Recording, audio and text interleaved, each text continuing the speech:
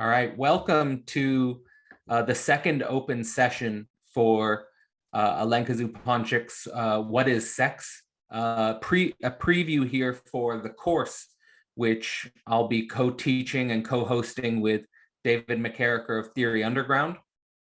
And this sort of approach, we've already taught the introduction, which you can find on both my channel and on Dave's on Theory Underground's channel.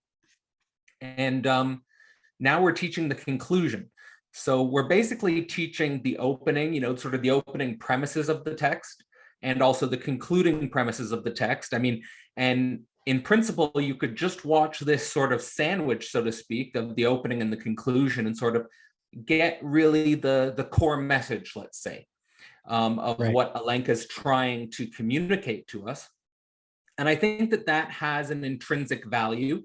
I think if you're just interested in getting basically Alenka's opening premise and concluding premise, like I said, that has intrinsic value in and of itself. And I think we'll be able to cover a lot of Alenka's core sort of ideas in just this opening and conclusion. But it's also sort of a teaser and an opening to a deep dive into the text itself. And a deep dive into the text itself, I think, is really where, I think this mini course is going to have a great and long-term impact on the culture, potentially, is really unpacking some of the core theses that Alenka is trying to propose. And I would say, really, if I was to, and I've wrestled with this text for several years now, really, I think what's at stake in this conversation and this book is, on the one hand, a foundational structure for thinking about sexuality philosophically, which is traditionally not done. It's a tremendously under-theorized topic in philosophy. So that's its first primary value, I would say. The second primary value is the way in which Alenka's thought in general, and I would say this extends to the Slovenian school in general, is the way in which Alenka's thought is explicitly political. That for Alenka, the sexual and the political are connected, and that there is a lot at stake philosophically in thinking the relationship between the sexual and the political. And I think that this is a unique time to be teaching it as well. And also perhaps Alenka wrote this at this time for this purpose, is that there is a tremendous political confusion in perhaps the West and perhaps the whole world, thinking planetary society. It depends where we're thinking on local politics, national politics, global politics, whatever scale you're thinking politics. I think that we do our culture and our psychology a great disservice if we think about the political without its relationship to the sexual. That the two are fundamentally linked there. So that's sort of a little opening in terms of the value there. Dave, did you want to jump in, and did we want to do you want to save the announcement for the end, or do we want to jump into the announcement now? Or did you have anything you wanted to add here before I go into the slides? Yeah, I get, well, first of all, everybody, hello. This might be your first time seeing Cadell and I doing one of these. So I'm David McKerracher, and I'm with Theory Underground. I guess all I would want to add to that is that you say you've been struggling with this text for years. I've not been, and this is a lot newer to me. And it's seductively difficult, or maybe that's the wrong. It's subjective. It's almost, maybe that's not seductively lucid, actually, meaning that, like, you read it and you go, okay, I see what she's saying, but it's not going to click for you because you really got to mull it over. You really got to think about it. And so the thing that I wanted to say is, like, I like this idea of the sandwich, of making these two things public. Yeah. Hold on. Is it actually, I don't think it's, is it pinned on you right now? Is No, it? it's on you. It is on me. Okay, good. Okay. It looked like it was still on you. Okay. So I like the idea of the sandwich. I like the idea of making the introduction and the conclusion publicly available, because basically the 4 chapters are going to be 4 in-depth sessions where we take each one and we go a lot deeper. So that begins on May 7th and goes through June in 4 sessions. Now, basically, I think that a lot of people will probably watch the beginning and the end, the parts that are public and free. And that's enough for them to be able to bookmark these to come back to when they're ready, but it will get the gears turning. And so I definitely think that this is one of those things where sometimes people are like, well, why would I want to do the conclusion before I've actually read the rest of the body of the text? And it's like, no, this is sometimes before making a commitment to dive into something, you actually should be thinking about it already for a while. And with the current discourse where it's at, gender ideology left, gender ideology right, because they're both ideology. I think that having this in your toolkit just for thinking as you go forward for the next few years, it'll be productive. And so I think that was the main thing that I wanted to say before we get to the slides. All right. Well, I think as sort of carrying on from our praxis in the opening, just I'll sort of go through the slides and then you raise your hand if you want to jump in, and then we'll do it like that. All right.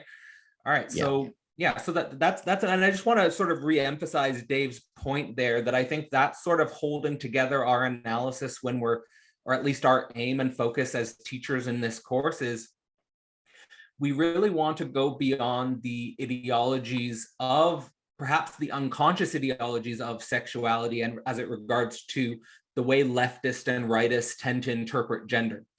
And I think that has a lot to do with what we are calling the culture wars. So, with that being said, let's dive in. All right, so this is a little bit of a technical image there on the right-hand side. You can have time to sort of soak that up or soak that in. We're not going to rush this. There's not that many slides we're going to need to get through. So there's basically saying there's no rush here. We're just going to go in a more relaxed approach to this lecture. So if I would say, what is the core idea and what is sex? Well, the core idea is what Alenka calls an onto-epistemological shortcut. Now, this requires a little bit of a logical explanation that traditionally in philosophy, when we think about epistemology or when we think about ontology, we're thinking about them as separated. We're thinking about knowledge, our epistemological praxis on the one side, and ontology or being on the other side. Now, not only is Alenka following in the tradition of what I would call the Hegelian move, which is a sort of onto-epistemology, but she's, I think, even going one step further, which perhaps takes us into psychoanalysis, which is the onto-epistemological short circuit. That is, what is sex for Alenka? It is precisely this short circuit between epistemology and ontology, where if you see that image on the right-hand side, what we're dealing with is simultaneously the impossibility of sexual being, that would be the ontology, and the failure of our representations. So what we're thinking simultaneously is, one, the impossibility of the being we would like to actualize in sexuality unconsciously, and the failure of our representations, the failure of our gender identity on the other side. So really, this to me is a powerful bomb.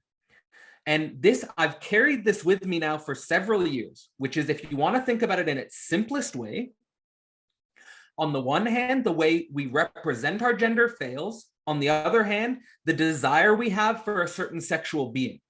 And that might be difficult to think. It might be, well, I think if you're really, now when I say that's very simple what I'm communicating, but at the same time I'm saying I've carried that with me for years in my thinking, is that it's very simple, but it's also, if you really think it through for years, it's also going to help you through a lot of emotional difficulties.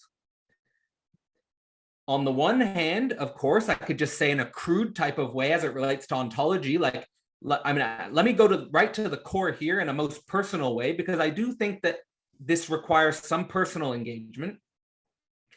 On the one hand, if I think about the way I felt about the first woman I had a crush on, there's a way in which when I had that crush, and well, when I've been sexually attracted to a member of the opposite sex throughout my young life, there's a way in which I wanted to unify with that person. There's a way in which I wanted to make that being a reality.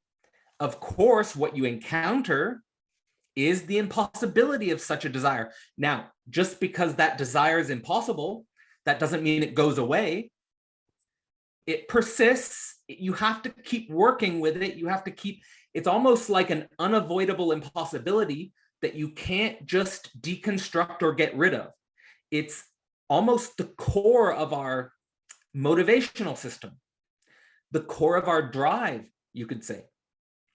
Now, on the other hand, the epistemology, our gender construction, for Alenka, the gender construction or the epistemology we construct of our self-identity is a type of relationship to that desire, a relationship to that actualization of that impossible being.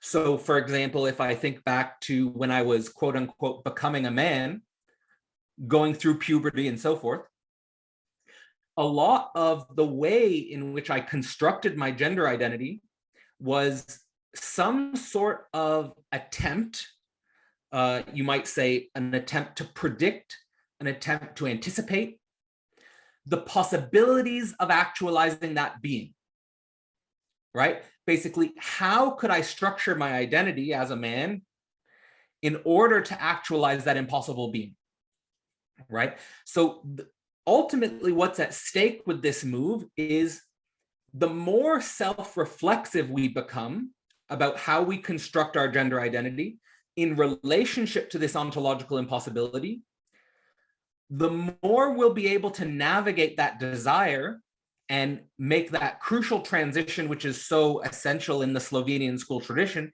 which is that transition from desire to drive. And what's the basic distinction between desire and drive, at least within this tradition of thinking? It's, on the one hand, the desire to fill the impossible sexual being. On the other hand, the enjoyment of the impossibility of that being, right? So actually, what is great about our strange existential condition as it relates to sexuality is that we cannot get what we want. That actually getting everything we want is actually a trap. And we can talk about how this is a trap. I mean, I'm thinking of several things in my head right now.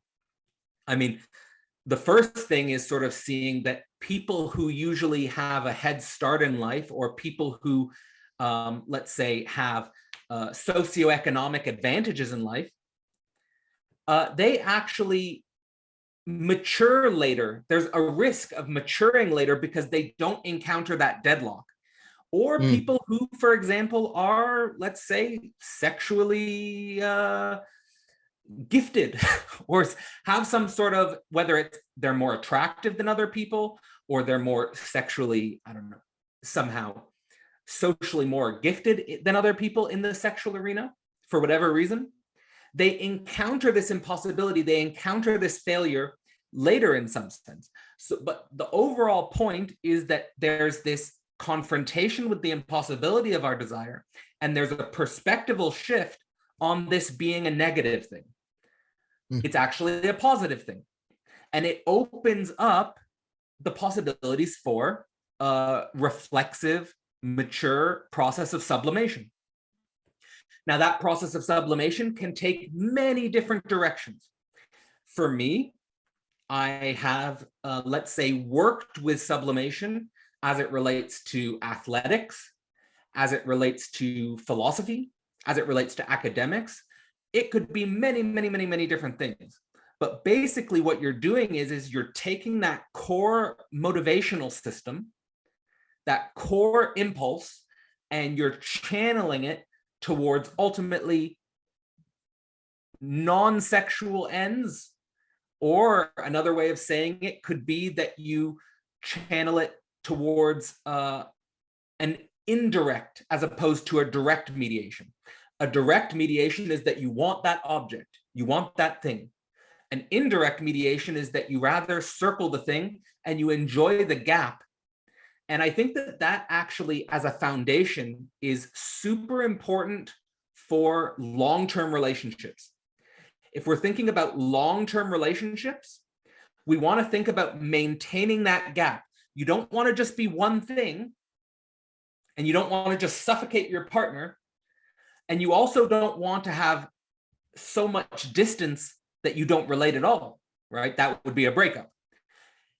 What you want to do is you want to maintain that gap with your partner. And what that requires is that you and your partner are constantly revealing mysterious parts of yourself in an ongoing dialectic with the other, the one and the other. It's impossible to be one, but it's also, not just an indifferent multiplicity, right? So we're navigating. And to me, if I'm bringing that to my practical self-mediation, that is infinitely valuable for a relationship, infinitely valuable, because what you're focusing on is a long-term self-mediation with you and the other, and you can never be one. But you're also one in that tension, let's say. It's the tension which is the one, let's say. So, yeah, go ahead, Dave. Yeah, this is really good. The way that this actually factors into a long-term relationship is, a crucial question, I think, for a lot of people for whom that is a goal, right? Yeah. It's a goal for me. I'm getting married this July. And so, the goal is a long-term relationship, right? And it's like, well, I don't think I ever really, I was always kind of in this tension between being like, oh, I don't really believe in marriage. It's a social construction. It's just this whatever. And then on the other side being like, but I want to have a long-term committed relationship, and obviously those two things need not be mutually exclusive. And I've gone through stages of belief and disbelief, and for various reasons. Of course, those reasons might not be the real reasons, right? Those might be the fantasies or the fairy tales that she talks about in this piece. When she's talking about the fundamental lack at the core of sexual being something that drives us, not just parents, but children, to come up with sort of fairy tales for making sense of these failures. And she says that this is not just, we don't just come up with these fairy tales to cover over a real truth that could just be made explicit. No, like there's actually, there are things there that can't be made explicit because they are in fact just a negativity, right? And so the one thing I wanted to touch on, though, just in I always do this as a preface to talking about desire and drive now, because we're talking about it as enjoyment of impossibility of perfect being. Right. The enjoyment of the impossibility of perfect being, as opposed to desire, which is, it has like this fantasy, this formative, fundamental fantasy of this perfect being, right? And in this case, we're talking about a love relationship. Oh, this perfect union, this holistic union. Everything is give and take, right? This is the sexual relation that Lacan says is not real. But enjoyment, we talk about enjoyment as jouissance, because that is the French word here. And I just always like to drive home that enjoyment should be thought of as basically the opposite of pleasure. There's a dialectic here, but the point is to not conflate enjoyment with like, oh, rapturous being, happiness, ecstasy. But as opposed to that, enjoyment should be thought of as something that could be subjectively experienced as misery, right? Sure. It's because this enjoyment of impossibility of perfect being is terrible. I mean, really, it's the reason that teenagers go through such a hard time, right? Like it's coming into a realization of the impossibility of this, and and it's like not just. It's almost like, instead of saying the enjoyment of the impossibility of perfect being, we could say the unconscious enjoyment of conscious misery and drama. right? Like with Right. it's exhilarating. It makes life interesting. It's definitely not boring, but it can be depressing. It can be anxiety inducing. It can be a lot of words that we would typically perceive as not preferable. But at the same time, we're not just pleasure seeking animals. It's not just desire. Desire is in this dialectic with drive. And so drive Well, just in needs some to sense, undermine desire. in some sense, the self is constituted by desire. So in some sense, in the mode of drive, in regards to what you're saying, I think in regards to drive is like, it's kind of like the self, I don't want to say totally overcome, but in some sense, the self has been marginalized, right? The self takes a back seat, or at least becomes less dominant in terms of its ego ideal, let's say. Something like that. But like, like, I mean, this, like, we could also engage, for example, in the Buddhist tradition where desire is equal to suffering. And that's really the struggle of the self. Overcoming the self is in some sense to overcome the way in which we create our own suffering through desiring objects, impossible objects, that nothing ever fills the lack, nothing ever fills the whole, so to speak. And drive, I think, is a very unique concept that psychoanalysis introduces and develops, which I don't know if it has an analogous concept in the Buddhist tradition, but it certainly puts the emphasis on movement. It puts the emphasis on things keep moving, and really the movement is the unconscious that keeps moving. But just want to hear maybe complete sort of the reflections on these slides, which is basically, again, sort of emphasizing that with Alenka's work, it's always connected to the political, and this is continued on in her work, in her latest book on Antigone, Let Them Rot, which I would also, I mean, and as is sort of core for Alenka's work, is that she seems to pack a big punch in small works, right? Like her latest book, Let Them Rot, is like 80 pages, 90 pages. And What is Sex is like 160 pages or something. It's not that big, but at the same time, it does pack a big punch. And I like that about Alenka's work, is that she must spend a lot of time condensing her thought and saying basically, like, what is it that I really just want to say? I don't need 1,000 pages to say it. I just need 100 pages to say it. But again, the most daring implication is this link between ontology and epistemology. We cannot think about ontology disconnected from epistemology, and we cannot think epistemology disconnected from ontology. And I think that is a problem within both leftist and rightist ideologies today, is that they don't think the relation between the two, let alone the short circuit between the two. Because again, this impossibility and this failure of our identities is something which is an ongoing dialectic, which is sort of to think about the way in which our identities are precisely short-circuited, the way in which our self-representations of what we think is true and what we think is real oftentimes go through tremendous transformations in the vicissitudes of sex and love. And that's something to keep in mind. And then finally, just my last point on this slide, and maybe Dave, you want to jump in a little bit, is that ultimately here we're thinking about something which is constitutively fallen out of a signifying structure. And this is what's at stake in becoming more reflexive about unconscious knowing, is that when we're not reflexive about unconscious knowing, we always want to find a signifier which will complete the chain. So for example, and this happens politically, like if you think about the way in which people relate to their ideological connection to whether it's a conservative, a liberal, or communist or religious ideology, I'm trying to cover the whole field there. I'm not trying to align with one ideology over another. I'm just trying to identify that there's a common ideological mechanism that's working on the level of something that's missing, something that's fallen out of the signifying structure. Of course, like we could give like almost a funny comedic example with Make America Great Again, if we're thinking about that slogan, Make America Great Again.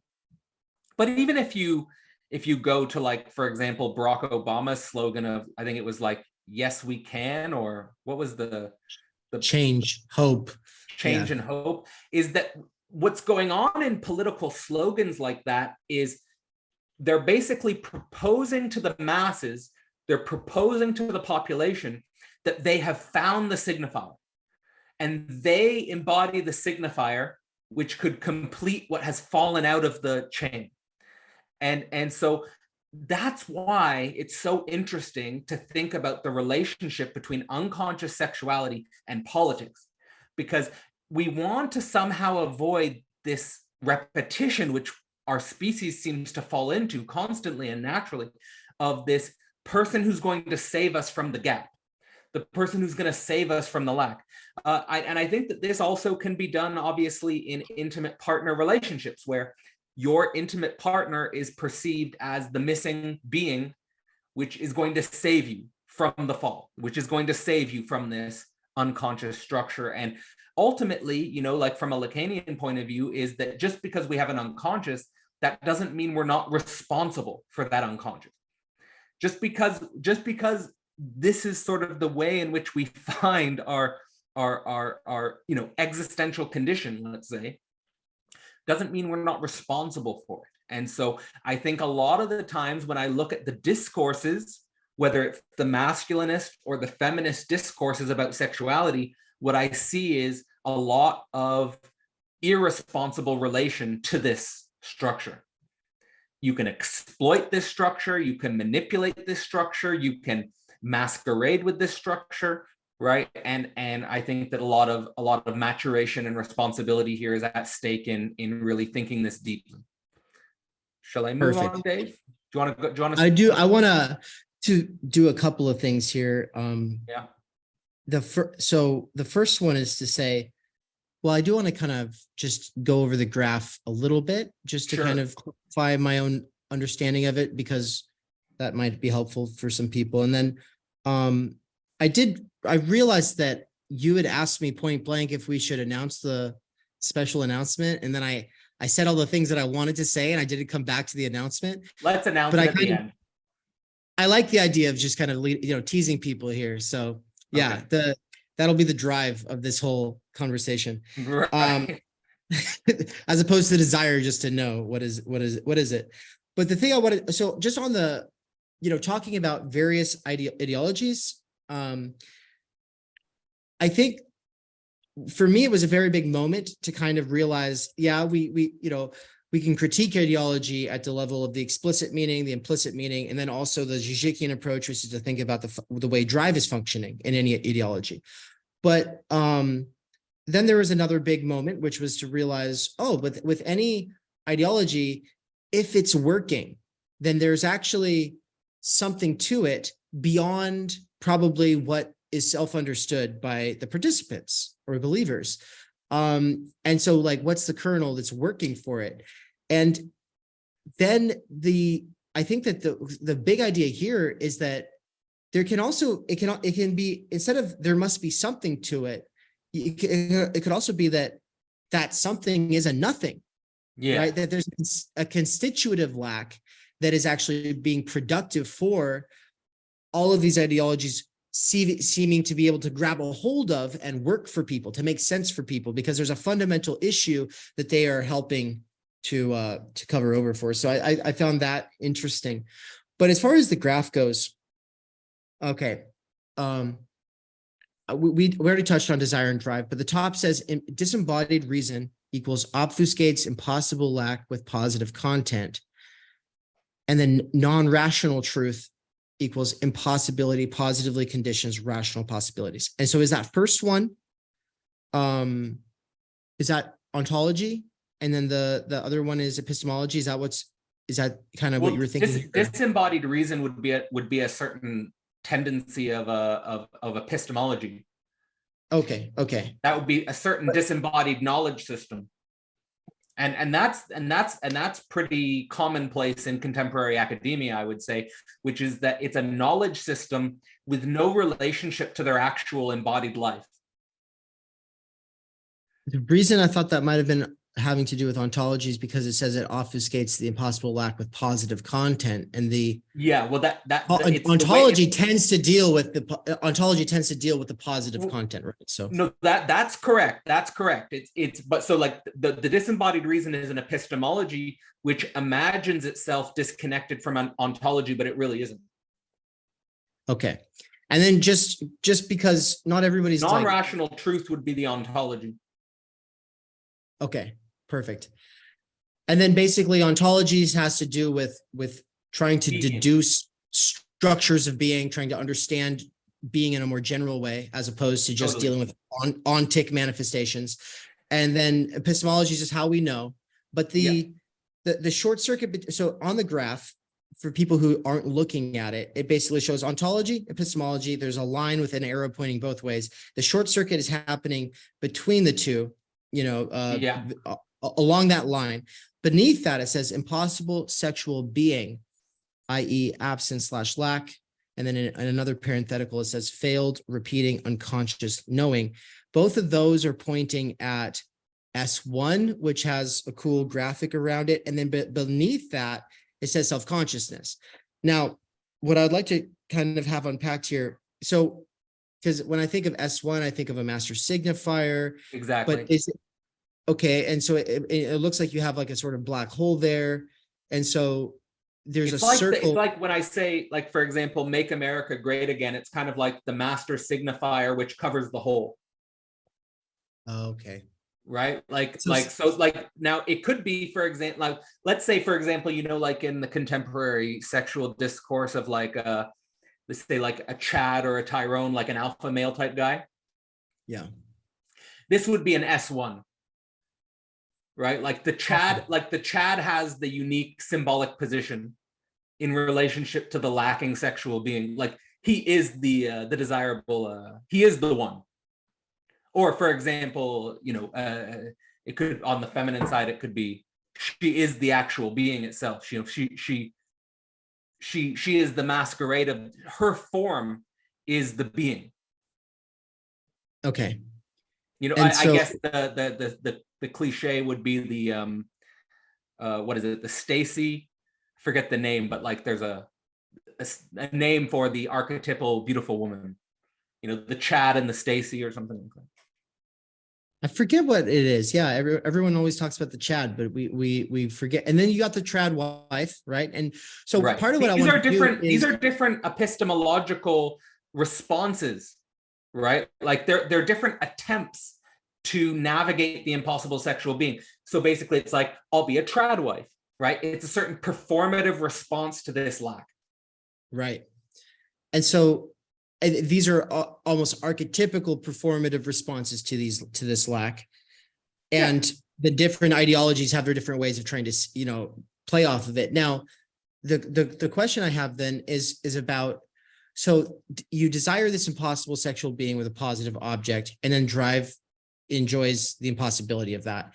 Let's use two archetypical examples then: the sex positive feminist girl boss, and the trad and the Catholic trad wife with 10 kids on the way, and barefoot in the kitchen. I'm going with the stereotype at this point more than the actual archetype.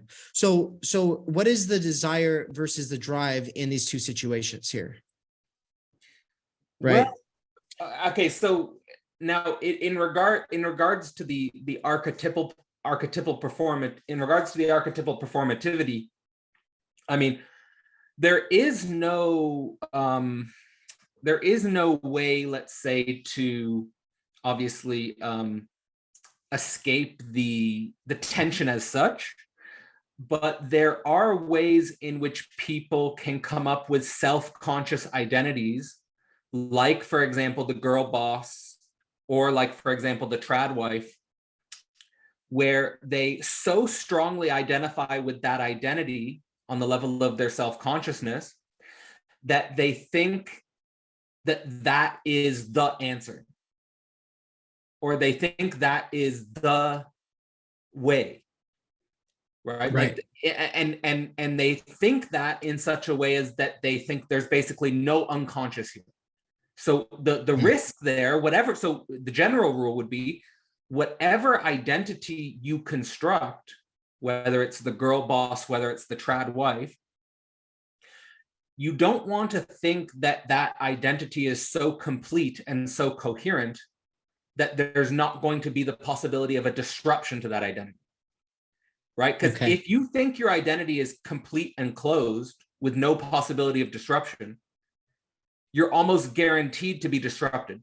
The approach here, irrespective of whether you're the girl boss or the trad wife, is you want to build the possibility, the condition of possibility for disruption into that identity itself. Because if you build the condition of possibility of disruption into that identity itself, you're making room for the unconscious. Now, the consequence of that, is that you have to make room for a higher order relationship to anxiety and the truth of anxiety. Because if you know that my identity as a trad wife or my identity as a girl boss, whatever it is possibly susceptible to a short circuit, then you're dealing with the possibility that you are going to have to relate to your identity as an ongoing processual negotiation, which will unfold over decades. And that might involve major identity transformations, right? Like there are contingent events that you could encounter which would disrupt the presuppositions of your identity as the best possible response to your sexual situation. So for instance, the sex positivist, I mean, it's almost in the name, the desire there is for a full sexual life. You've expressed yourself in every possible way. You're able to get what you want, and you're able to do so obviously in a way that's equal and that is, but it's an individualistic kind of vision, of self-actualization, as opposed to its opposite almost, which is a trad wife. It's that idea of being the helpmeet. You are, or the mate. You are, you're like Eve, right? You're there to help the man, right? And so in that sense, you're completing your fullness isn't completing a man in that case, right? Yeah. And Alenka will say that the conservative structure depends on the woman performing in such a way as that she fills the hole for the man. Okay. Like that the conservative, like for Alenka's point of view, the conservative side depends on that structure, and it depends on obfuscating the antagonism of sexual difference as such, that man and woman have their place, so to speak. Right. She says that explicitly.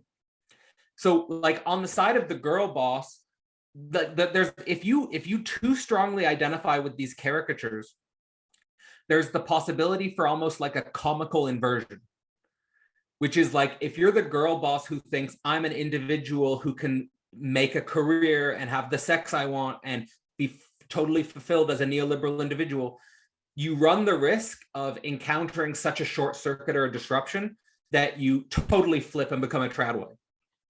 Because you've neglected such, like there's so many stories of, for example, women who either like did OnlyFans or did some sort of sexually very promiscuous activity, and then all of a sudden they flip, right? Like, oh, I'm not that anymore. I'm just going to do the trad wife thing now. So oftentimes these extremes are responses to the other extreme.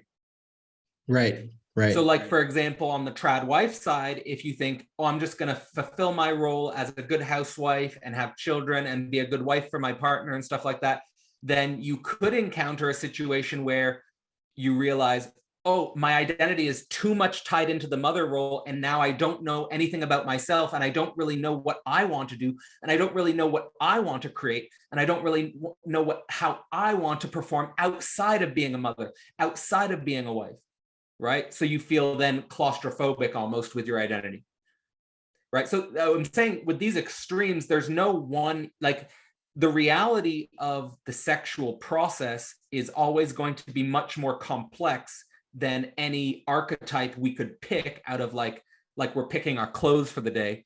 Like, oh, I'm going to perform this way. I'm going to perform that way. You also see that in the progressivist ideology where people are like, I'm going to perform as this gender today. I'm going to perform as this gender now. It's always a simplification of the actual sexual process, which is going to engage necessarily with the disruption of that simplification.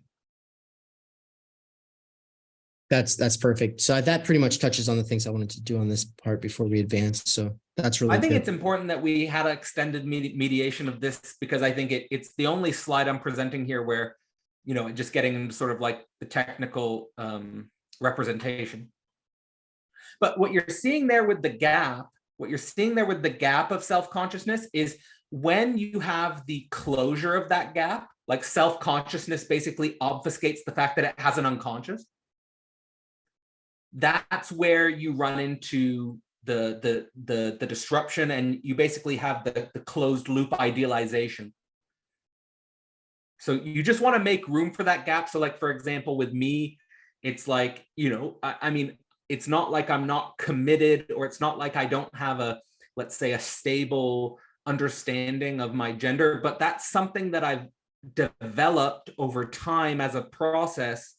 And it's not something that I can put an easy, like, identity label onto, right? It's something that's almost been a negotiation with me, with my partner, through disruption.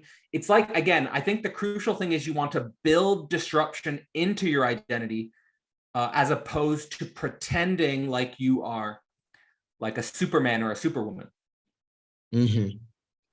Right. Perfect. You're not, you know, and these representations of Chad and Stacy, these are just ridiculous, obviously, caricatures of basically the perception that there is some alpha man, or there's this perception that there's some, you know, super attractive woman who just has the sexual being and it's solved for them, which is, of course, nobody is in that situation. Right. And we're going to go into deep in that, in like the deep dives and stuff. All right, so let's go into the knowledge drive.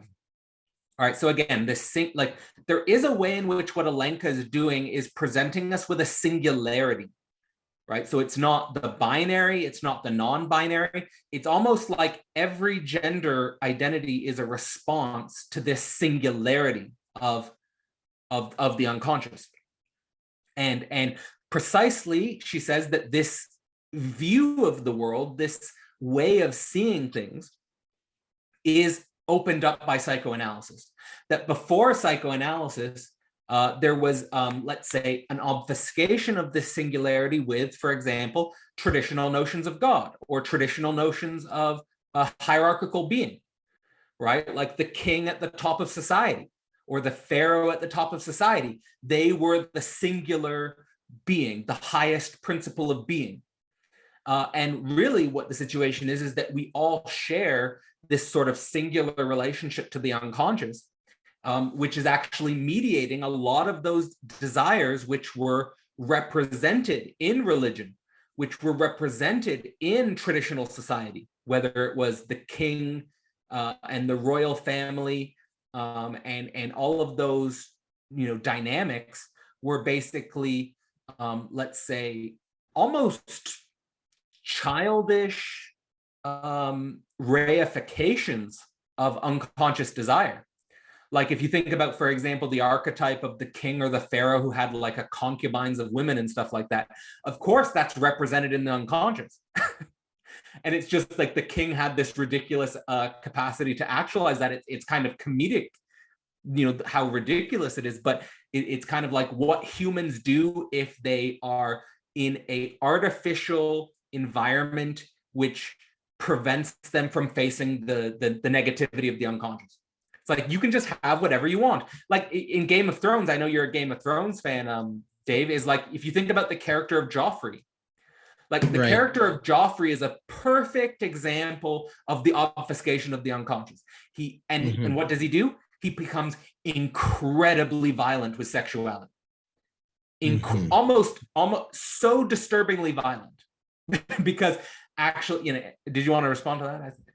Well, there's a couple of scenes where he's, because he's just gone through puberty, really. They don't say that, but it's true. Like, if you think about his age, and how does that manifest? Like, so for anyone who doesn't know, so he's the prince. He's currently like basically ruling a kingdom. And then they're like, well, maybe if we get him laid, he'd chill out. And so they send him a couple of prostitutes and they try to put the moves on him. And instead he tortures them, right? He's not interested. I was thinking about that scene. It's honestly the worst. It's one of it's one of those scarring things. Like you were talking about how when we watch those kind of scenes where like you want to leave the room and you can't handle it. It's like, that's one of those ones for sure.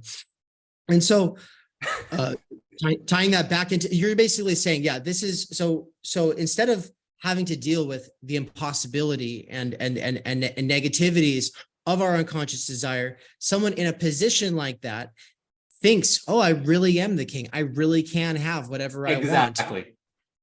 Exactly. And Zizek, I think, always makes fun of that.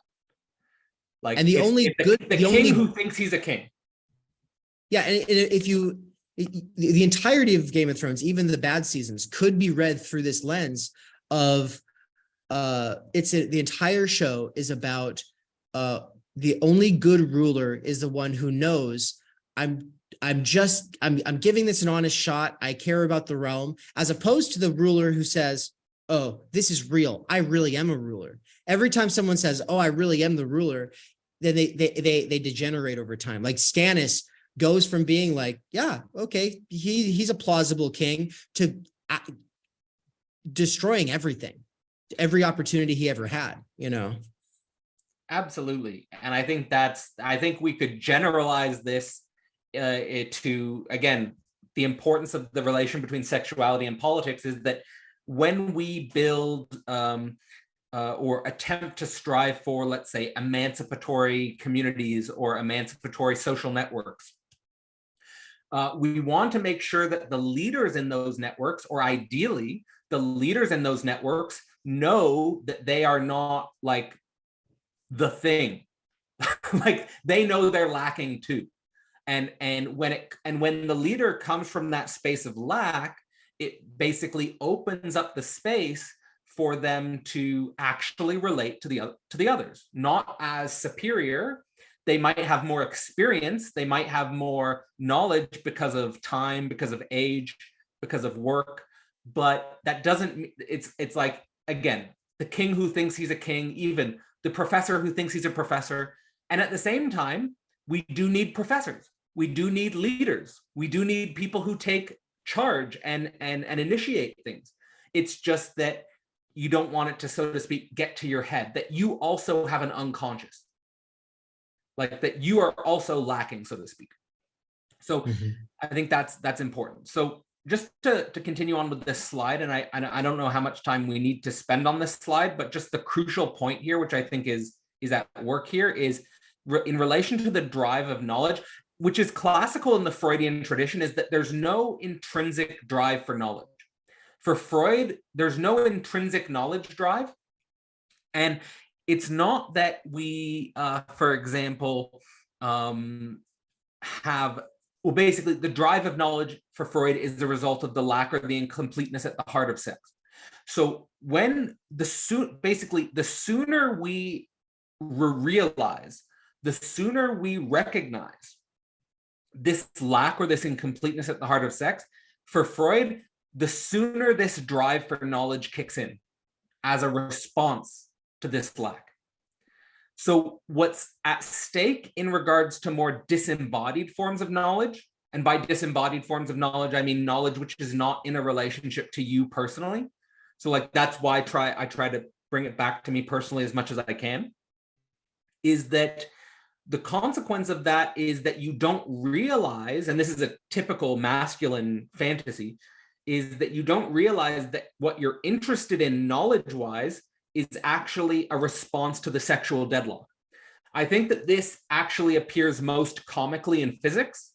I think there are a lot of physicists who are trying to build a grand unified theory of physics, which are actually trying to unify the sexual relationship, actually. Like that what they're doing in their knowledge is actually so disconnected from their body that they think they're trying to solve fundamental theories in physics, but what they're really doing is tarrying with a sexual problem. And I think that this is almost comically on display in contemporary academia, and it actually might be the downfall of academia, because academia is so disconnected from the body, it's so disconnected from the personal life of the people teaching there, that it might be eroding itself, you know, and that actually might be making room for people like us, Dave. Like the reason why we're doing what we're doing is because we are trying to connect what we're doing to our life in a way that I don't think you'll see in academia that often. And yeah, because we want what we're doing intellectually to add to what we're doing in the rest of our life, yes, and to inform and the rest of our life to inform what we're doing intellectually. And I think that's also driving why we're both independent of one another already for years, been building up to these kinds of in-person events, right? I've been doing in-person events for 10 years. Theory Underground was built to be hybrid. Like the first like 7 months of operation is all building up to a US tour where the main goal is to meet all the main fellow travelers who are actually involved. And the reason for this is, you know, when we're online, we forget that we have bodies. Most communication is embodied, right? Most communication is embodied. And then when you're online, it's almost like this leveling of all avatars and aliases kind of having like this equality to them, when in reality it's like, yeah, but only some of them would actually speak up. They would only some of them would actually say something, and in person, I mean, right? And how they say it is going to be different, right? Because it's really easy to be offensive or antagonistic online. Try it in real life. You know, it's not the same thing. And obviously, I think people who are very online, when they try to have a difficult conversation, it can become hypercharged in a way that it wouldn't if they were more accustomed to grounding out in the world with people, right? And so I don't know, those are not suitable reasons for wanting to be hybrid. Those are a few of the reasons. I think there's a lot more reasons, but yeah, anyway, yeah, this is the importance of the body and the unconscious stuff that comes with it is in these interpersonal interactions. Yeah. I guess like the only thing I want to add there in regards to like this reflection on the relationship between maybe what we're doing and the university is like, oftentimes due to the structure of the university, I mean, you'll have people studying things their whole career in an objective way, which has nothing to do with their subjectivity. Like, for example, I don't know, like the example of like, I don't know, like studying macaques in Ethiopia. Like it just, and you spend your entire life studying something which is just very disconnected from anything related to your personal life.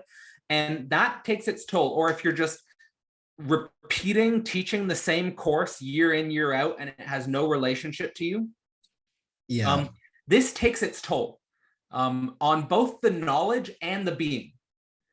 And so we want to bring that knowledge and that being into not only into an onto-epistemology, but an onto-epistemology which is constantly susceptible to short circuits, disruptions, and so forth. And that's really where we're going to get new knowledge and new being, right? And I think that's what we're trying to ride out. Like we're trying to ride out both new knowledge and new being through the short circuit, through the disruption.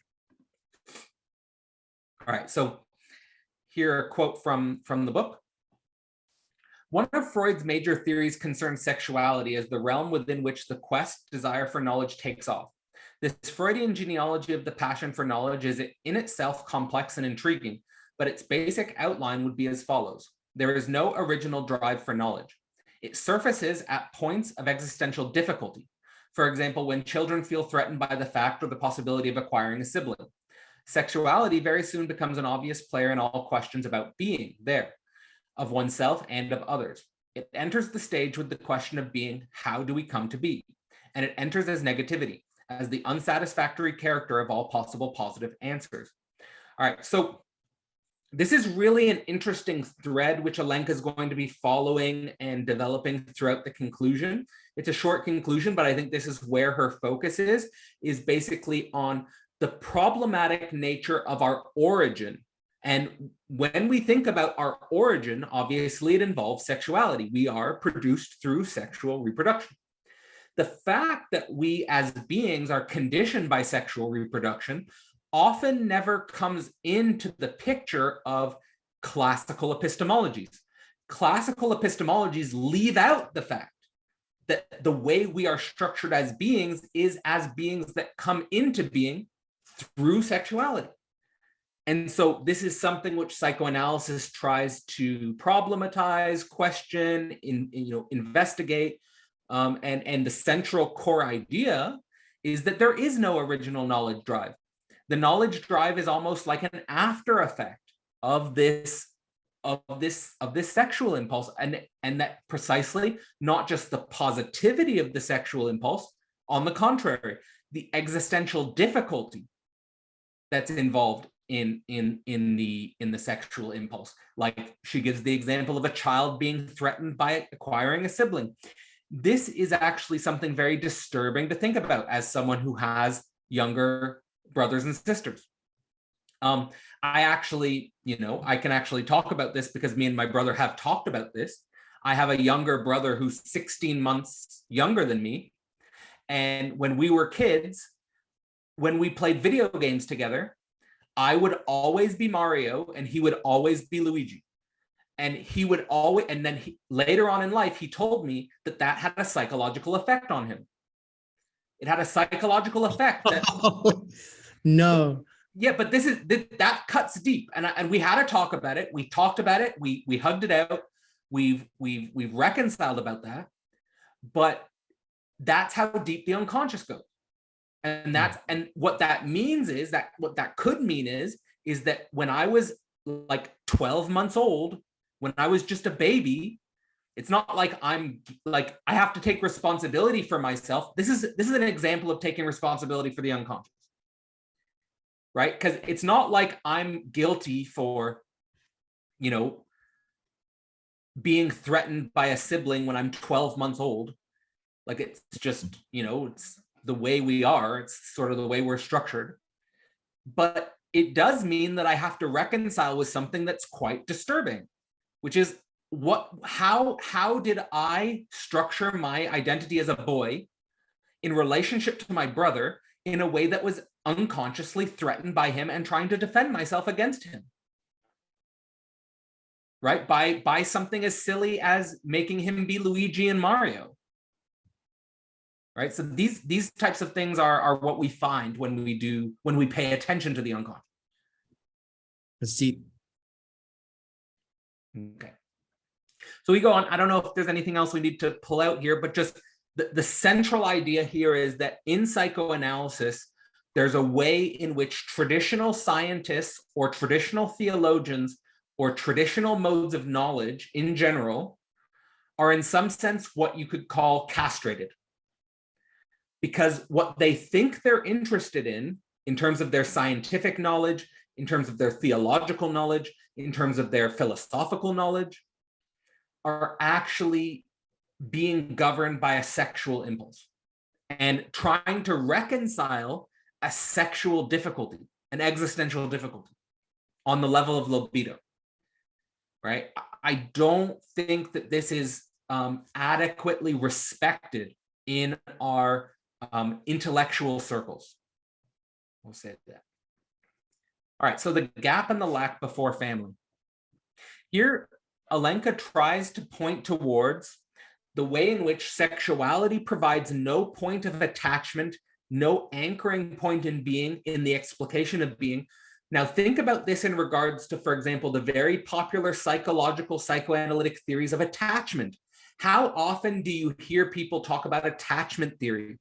And they talk about, what's your attachment style? Are you anxious attachment? Are you avoidant attachment? Are you this type of attachment? Are you that type of attachment? What Alenka is saying is that sexuality provides no such mode of attachment. There is no, all of the different responses of attachment are sort of ways of navigating the gap or the lack at the core of sexuality. There's no final, like I was going to make a slide with a Nicki Minaj lyric, where in a recent song Nicki Minaj released, she said, "I fell in love with a gangster, so I hold him down like an anchor." Right? So, but there's no anchor point in being. Nicki Minaj as a rapper is trying to, be, showing bravado, showing confidence, saying, "I fell in love with a gangster, I'm going to hold him down like an anchor." Basically meaning that I am going to be the anchoring point in being. I am the thing, the anchor point in being, which will hold down this alpha male. But if you actually look into the real of Nicki Minaj, well, she's constantly anchoring different men. She's not the anchor for one guy. She just performs and masquerades as an anchor for men, and she goes through many breakups. Like, that's the real of Nicki Minaj, right? So you want to have the relationship between, yes, this is it. For example, the self-consciousness obfuscating the unconscious. And of course, we find it attractive, and it's obviously just a performance and a masquerade in a song, but it gets across that point. I mean, we could bring it more close to home, is that we want to think about attachment. We want to think about anchoring in being, again, as a process, and as a process that can always be disrupted.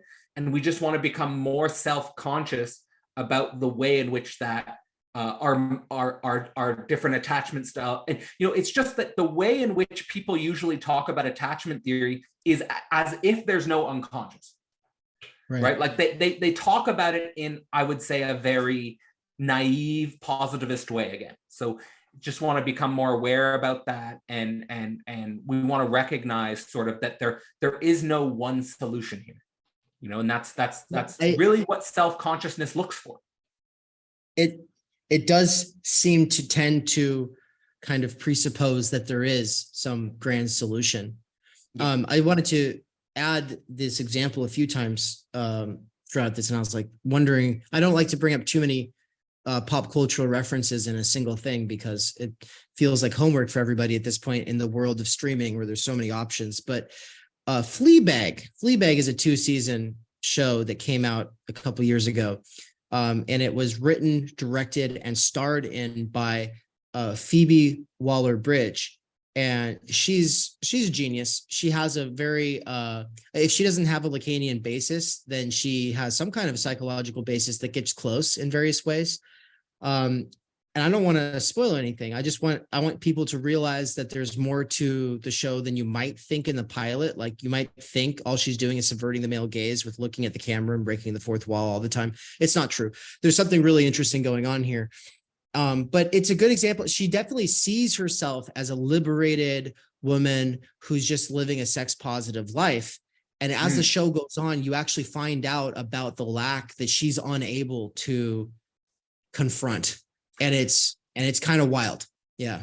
Often we have more honest representations of the real of sexuality in stories.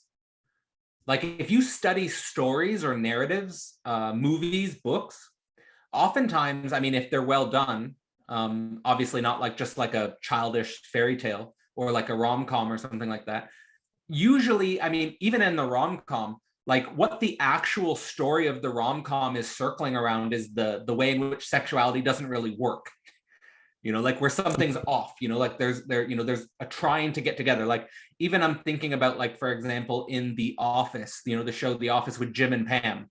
Like, The Office was at its peak when Jim and Pam were kind of like in this ambiguous tension, right? Like, they're not together, like they want to be together, but they can't be together. And there's all these like barriers in the way of them being together. That's what's interesting in the story. Like, that's what makes you interested in continuing to watch it. This is also, I think, the core of like every Seth Rogen film, Yeah, that Seth Rogen is like the perfect embodiment of the lack at the core of sexuality. Yeah.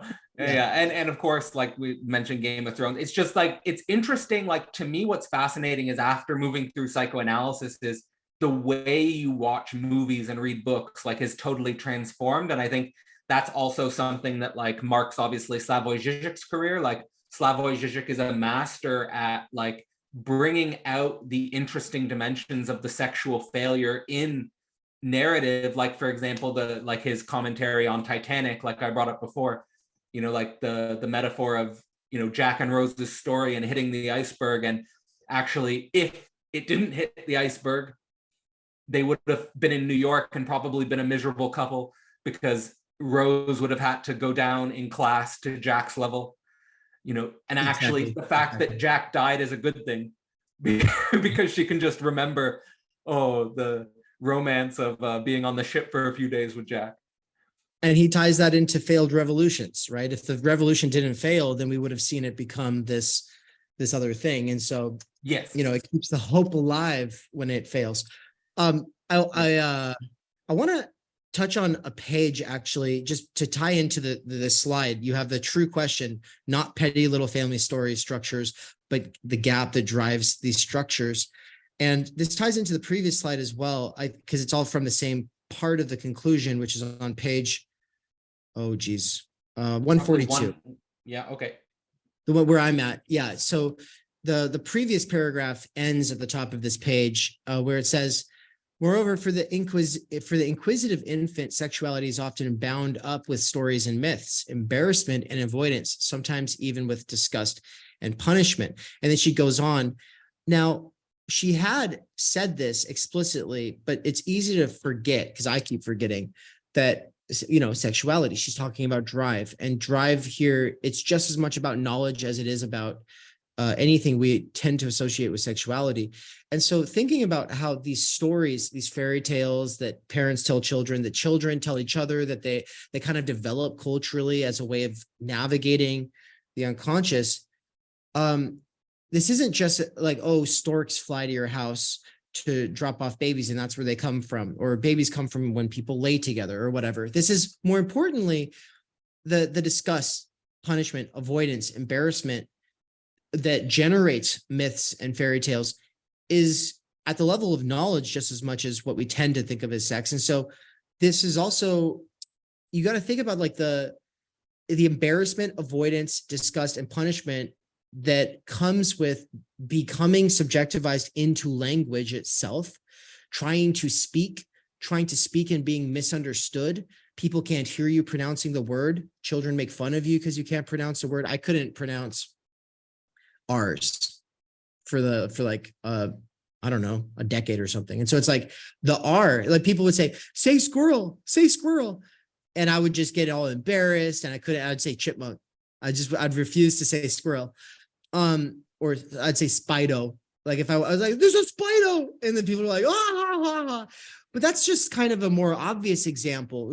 A person with a speech impediment, that's obvious. But more importantly, it's like when you try to ask for something and then it backfires, and then you're understood as asking for something you weren't even asking for, a kid can just completely melt down and they're devastated, and they don't understand what's wrong.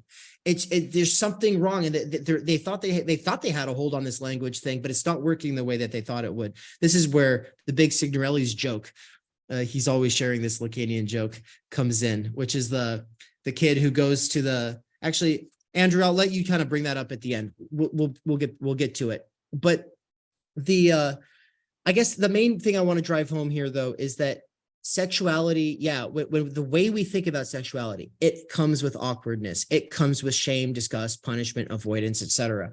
But she's talking about knowledge at the exact same time, and so our very being in knowledge, our perception, interpretation, understanding, is also wrapped up in all of these things libidinally. Yeah. That's deep. Exactly. And that's what we want to avoid with the traditional academic knowledge. The traditional academic knowledge pretends and masquerades as if that's not the case, right? Like they pretend and masquerade as if they're not libidinal.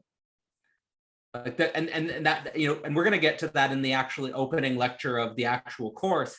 Is Alenka brings up the fact that the men of science who first were exposed to Freud's ideas, they reacted against Freud like Freud was proposing a communist revolution. Like they responded to Freud in a childish way. They responded to Freud with disgust.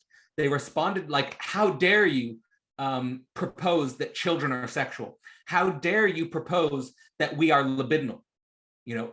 We're gentlemen. We're gentlemen. Yeah.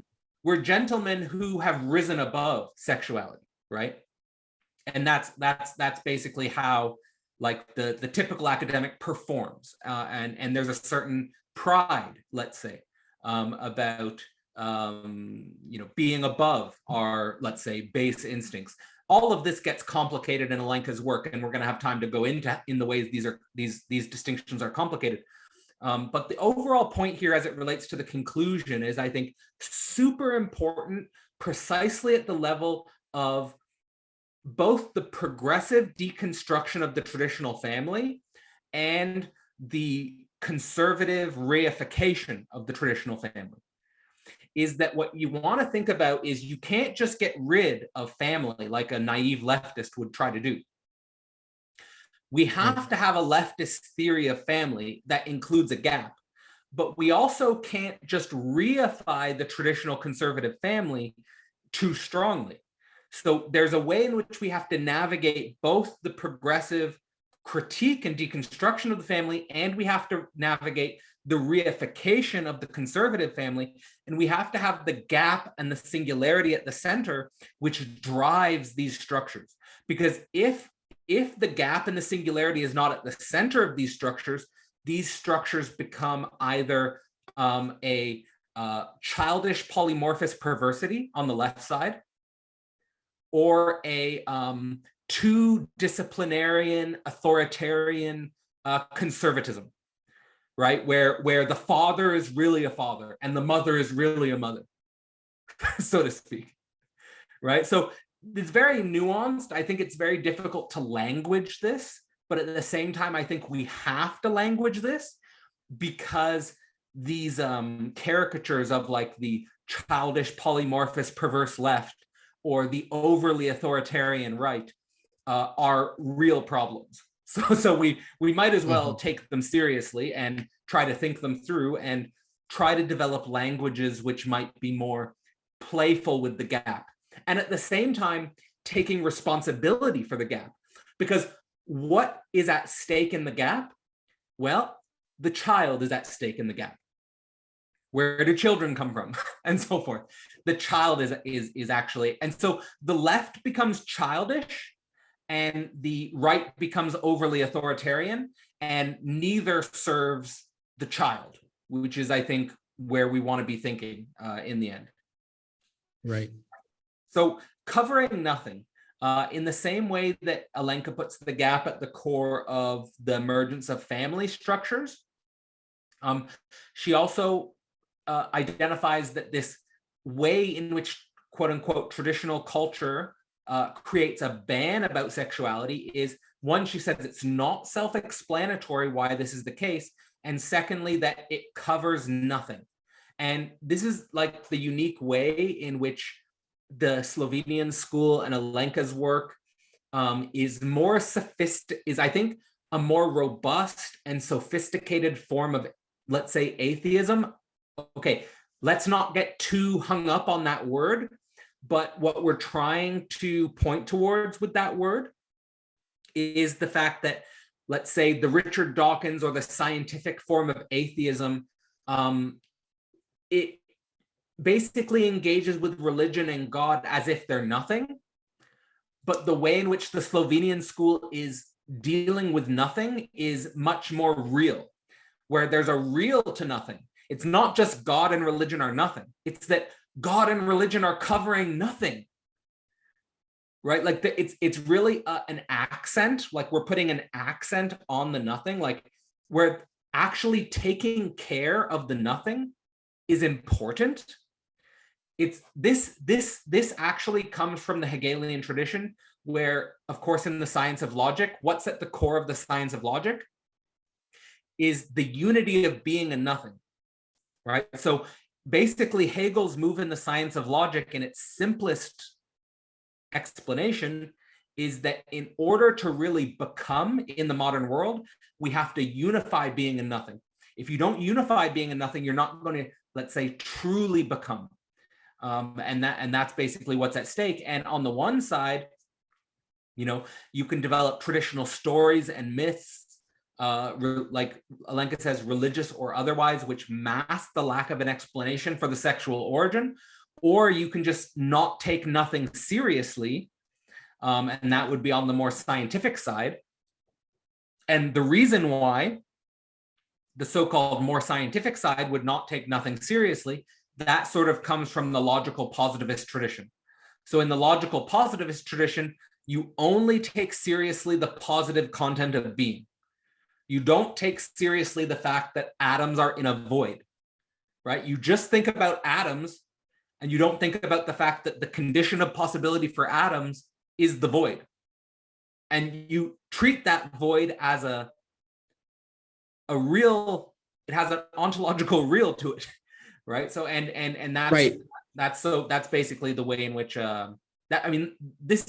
this is why, for me, the science of logic is so important, is because at the core of logic, being and nothing are actually connected. Yeah, and they for me, I think I have a much stronger basis in Heidegger and Lacan at this point than I do in Hegel, and that's kind of been the focus of the last few months here, is getting a better understanding of first Zizek's Hegel and then kind of going back to Hegel after having read him like years and years ago. But that was one of the things that stuck with me from the first reading of the Phenomenology of Spirit, was the idea of determinate negation, right? Yeah. And how I think Mikey had at one point said that for continental philosophy, it's not just we're trying to understand society and subjectivization within a society, which is something analytics don't deal with.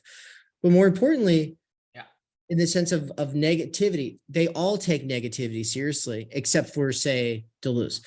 And obviously the fact that he's overcompensating in the other direction is because of the milieu he's in, so that's a form of determinate negation as well. So, but the basic point I want to say here is, negativity saturating or informing everything. A perfect example of it is you could empirically focus on everything a person tells you about themselves, as well as everything that can be, understood by the causal mechanisms and relations that have gotten them to this point.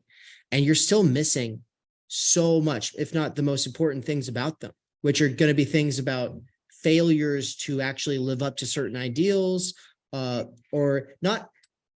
A better example, it's not death as perishing, like bodies that fall over and die. It's the fact that death is an existential, it has an existential reality for us, right? It's not that, at some point I die.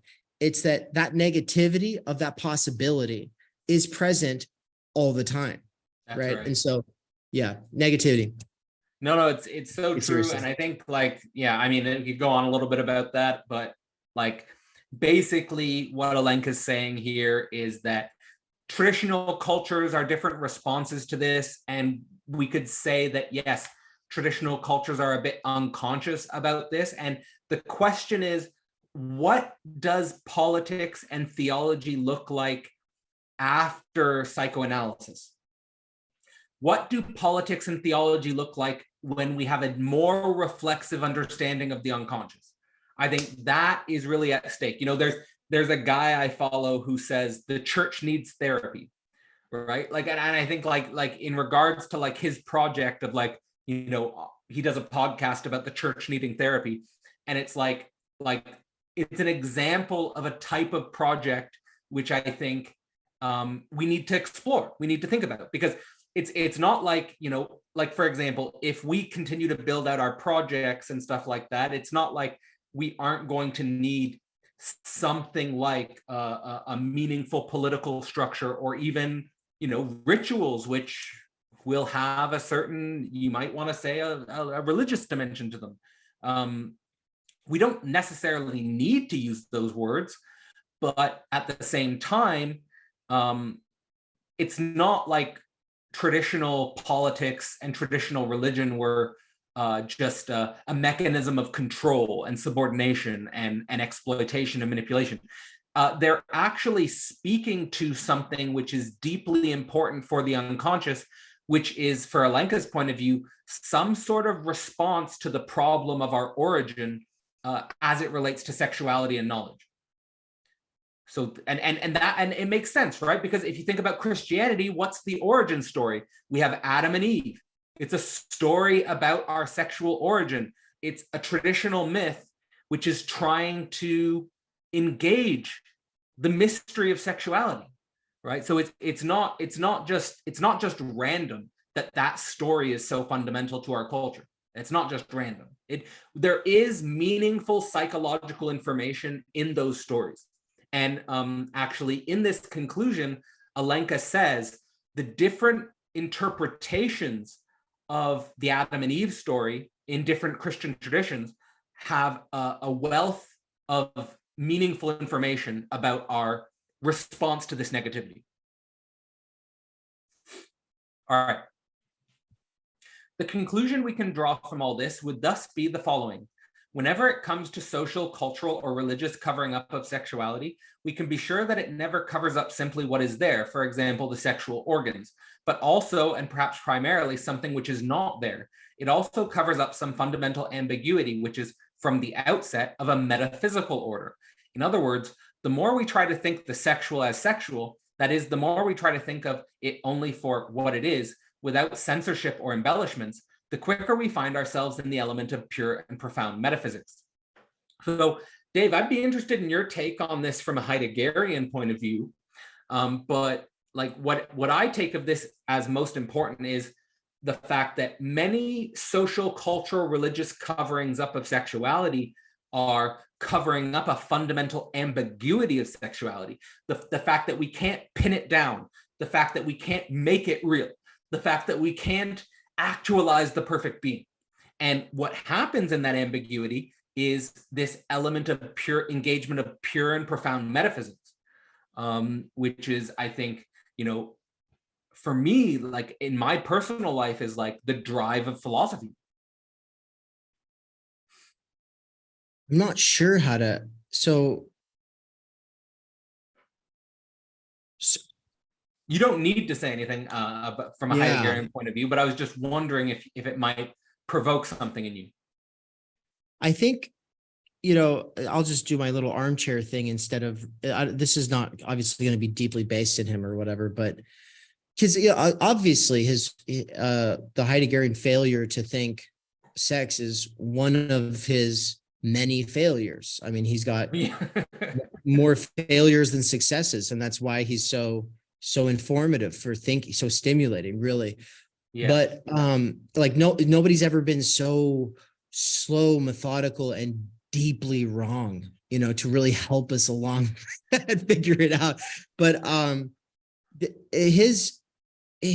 so I guess the impossibility of sex, it just makes me think about authenticity and being in time, and how the reason, the reason that it matters, there's obviously the critique of it, the Adorno style critique of it. Authenticity becomes hipster shit. It becomes, oh, like I'm ahead of the curve. I'm doing this uniquely and no one else is. I'm so authentic. Heidegger says, first of all, that there's no such thing as like full authenticness. You don't ever become that. Like it's a process. But the point is that there's something about the being that asks the question about what it means to exist that goes beyond traditional ontological and epistemological questions. When we think about the sense of the meaning of the question being asked, the import of the question is in part based in the fact that we are the kind of being who can lose ourselves, right? So it's like we have this possibility of being able to win ourselves or lose ourselves. The animals don't go hang themselves because they feel like they've lost themselves. That's very true. And they don't pull out, and they don't kill themselves as a political statement saying, I will not go along with this. I will not go along with what I see here. I disagree with it. I'm out. There are So no that is the there are no Antigones in the chimpanzee society. Exactly. And so that's the, that is one of the most important things that makes us that he really wants to center on. And so people tend to think about authenticity as just like, oh, are you being authentically your full self? And then they'll put Heidegger in this kind of camp that just believes that you can be that. No, that's not what he's dealing with. He's dealing with the fact that you can get to a certain point where you go, I've lost myself so much, there's no more point being here. Like, so the kind of questions that philosophers are asking about, what's the point of all this? What's the good life, is being driven by this deeper question of like, am I losing myself? Can I actually claim a life that's worth living?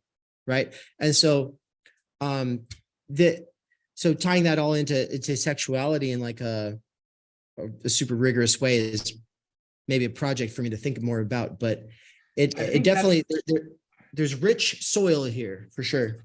Yeah, I mean, I think it's super interesting, like, to do a being and time analysis from the point of view of the unconscious, or from the point of view of what's being discussed here. I don't see why it's inherently incompatible to try to think this. And one of the interesting things that always, I don't know why it's so, I don't know, I experience it as so obvious in some sense, and sometimes I feel like I get a lot of resistance, especially in my academic career. I got a lot of resistance to how intimate and intense the emotions of sexuality are, and how underthought they are intellectually. I always thought, why is that? Like, I'm like, obviously this is super important, guys. It's like, but anyway, there, I think for me, Freud helped me with that a lot. But it's just, here we're dealing with something where, obviously, when we think about the most pure and profound metaphysics, like the idea of heaven, for example, the idea of God, the idea of Adam and Eve, this is pure and profound metaphysics. And obviously, those concepts are pointing towards something which is coming from a certain energy and a certain phenomenal experience, which has some relationship to the sexual feeling. I don't think it's a stretch to think about the genesis of these concepts in this way, but I think it's something that opens at least an interesting philosophical project. All right, so you notice there I got the umbilical cords covered, and that's what we're going to be talking about crucially on this slide, is the distortion of the true origin. So Alenka says that there's no neutral way to speak about sex. Something always gets added or subtracted beyond the facts. And also artists, in terms of portraying Adam and Eve, should tarried with the problem of, should the first couple be portrayed with or without navels? Because the navel obviously implies an ancestry. We have a navel because that's obviously where the umbilical cord is covered when we're born. And obviously Adam and Eve typically shouldn't have an umbilical cord, since they weren't born of another human being, but they were created by God. So there's this ambiguity here. And she said, it's interesting to study. This is an interesting way in which psychoanalysis impinges in theology. She says it's interesting to study the way artists dealt with this problem, right? Like, where they would basically cover up both the genitals and the umbilical cord. So we just sort of leave that question shrouded in mystery, right? We don't go into that, because it brings up a whole bunch of paradoxes about the origin. And so she says the typical solution is that artists escape the question by extending leaves over sexual organs in the lower belly.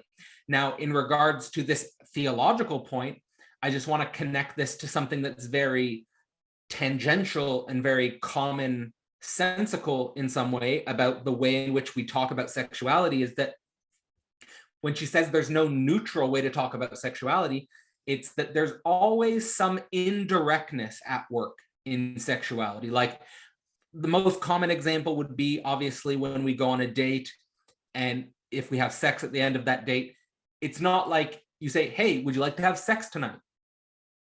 It's not like that. You talk about everything except sex. You talk around it, right? Even if both people on the date are hoping at the end of the date that there's sex there. There's no neutral direct way to talk about it. You add other things or you subtract things. You're mysterious about it. Like you don't say anything about it. Or you add things, meaning you talk around it in a different way, right? So it's not just you talk at the thing. And I think I've talked to many different people about this, is like, in terms of like, for example, pickup artists or approaching a woman, for example, you never directly talk about sex. You talk about anything except that. So again, it's this way in which we're dealing with some sort of like formal distortion.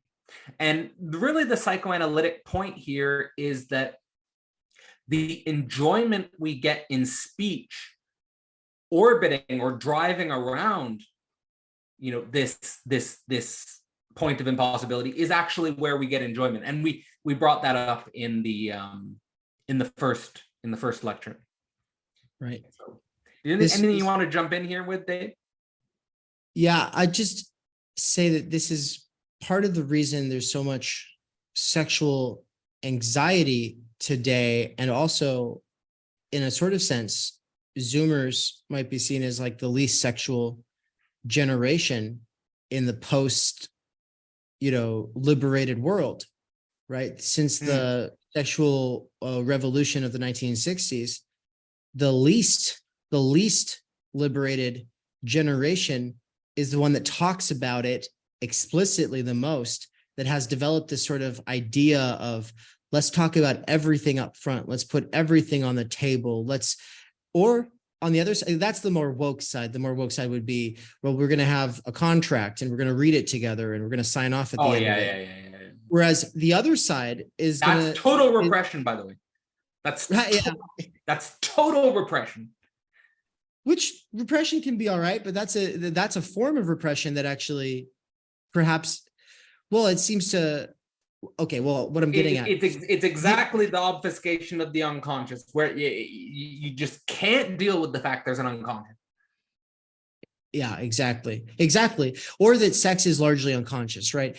And, so it's trying to put a light on everything. And so on the other side of it is the sort of just Tinder hookup culture, where it's you still get people who are flirting, who are coy, who are kind of, burying the lead or whatever. But it's also, I'm thinking of people who I met in college who used it a lot and it was working for them. And they were just very explicit about what they wanted. And I'm thinking about this one woman who was trying to see how many people she could be with in a year. And she was an artist. She was making paintings of all the penises of all the people she had been with or whatever.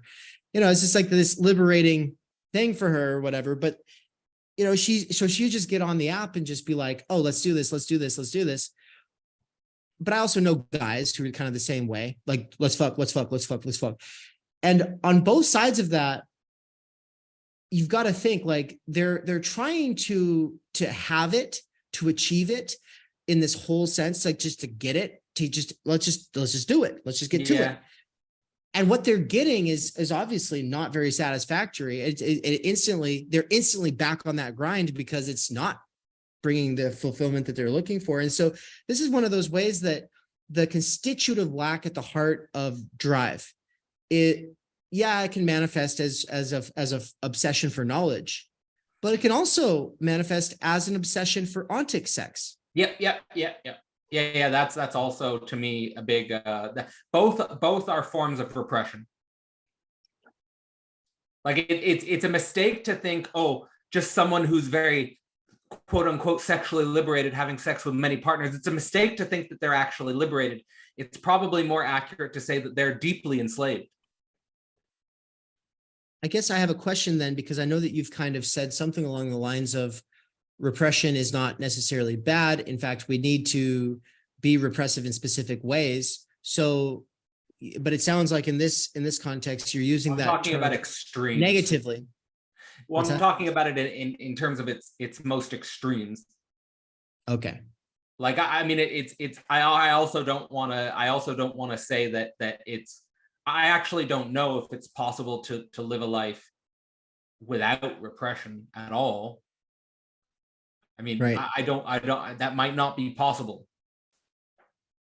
But this seems to be like the kind of repression that might be the most harmful, right? Ultimately, like I think to me, like what I'm talking about at the core of repression is that there's some obfuscation of the lack where you are obfuscating your deepest desire to pair, to not to pair bond in like in necessarily reification of a traditional relationship, but to pair bond in the sense of your desire for the other.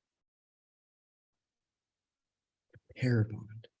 Like even if you think about repair, like to repair something that's broken. Like the deepest repression is obfuscating the fact that there is something that needs to be repaired. I see. Right. So if you're just messing around with many people, you're basically in a spurious infinity and multiplicity. So that way of that, like that's your repressed response to the desire for the other in the deepest sense. Like the deepest desire is for the other. And like you could say in Lacanian terminology, perhaps das Ding, the thing, the Freudian thing. Right. And that's being repressed through polymorphous perversity, through just treating the other as a perverse instrument.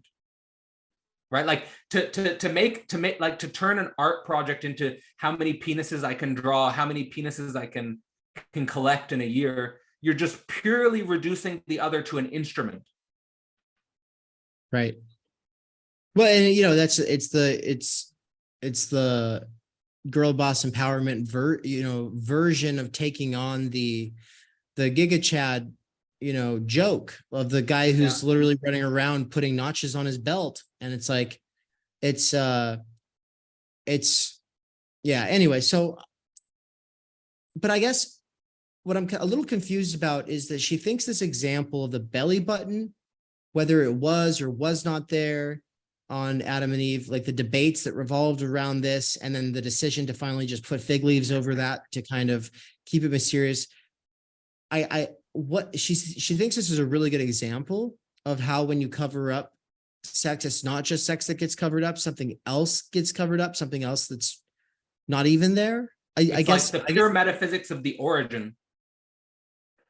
Like what's getting covered up, not like what do belly buttons signify?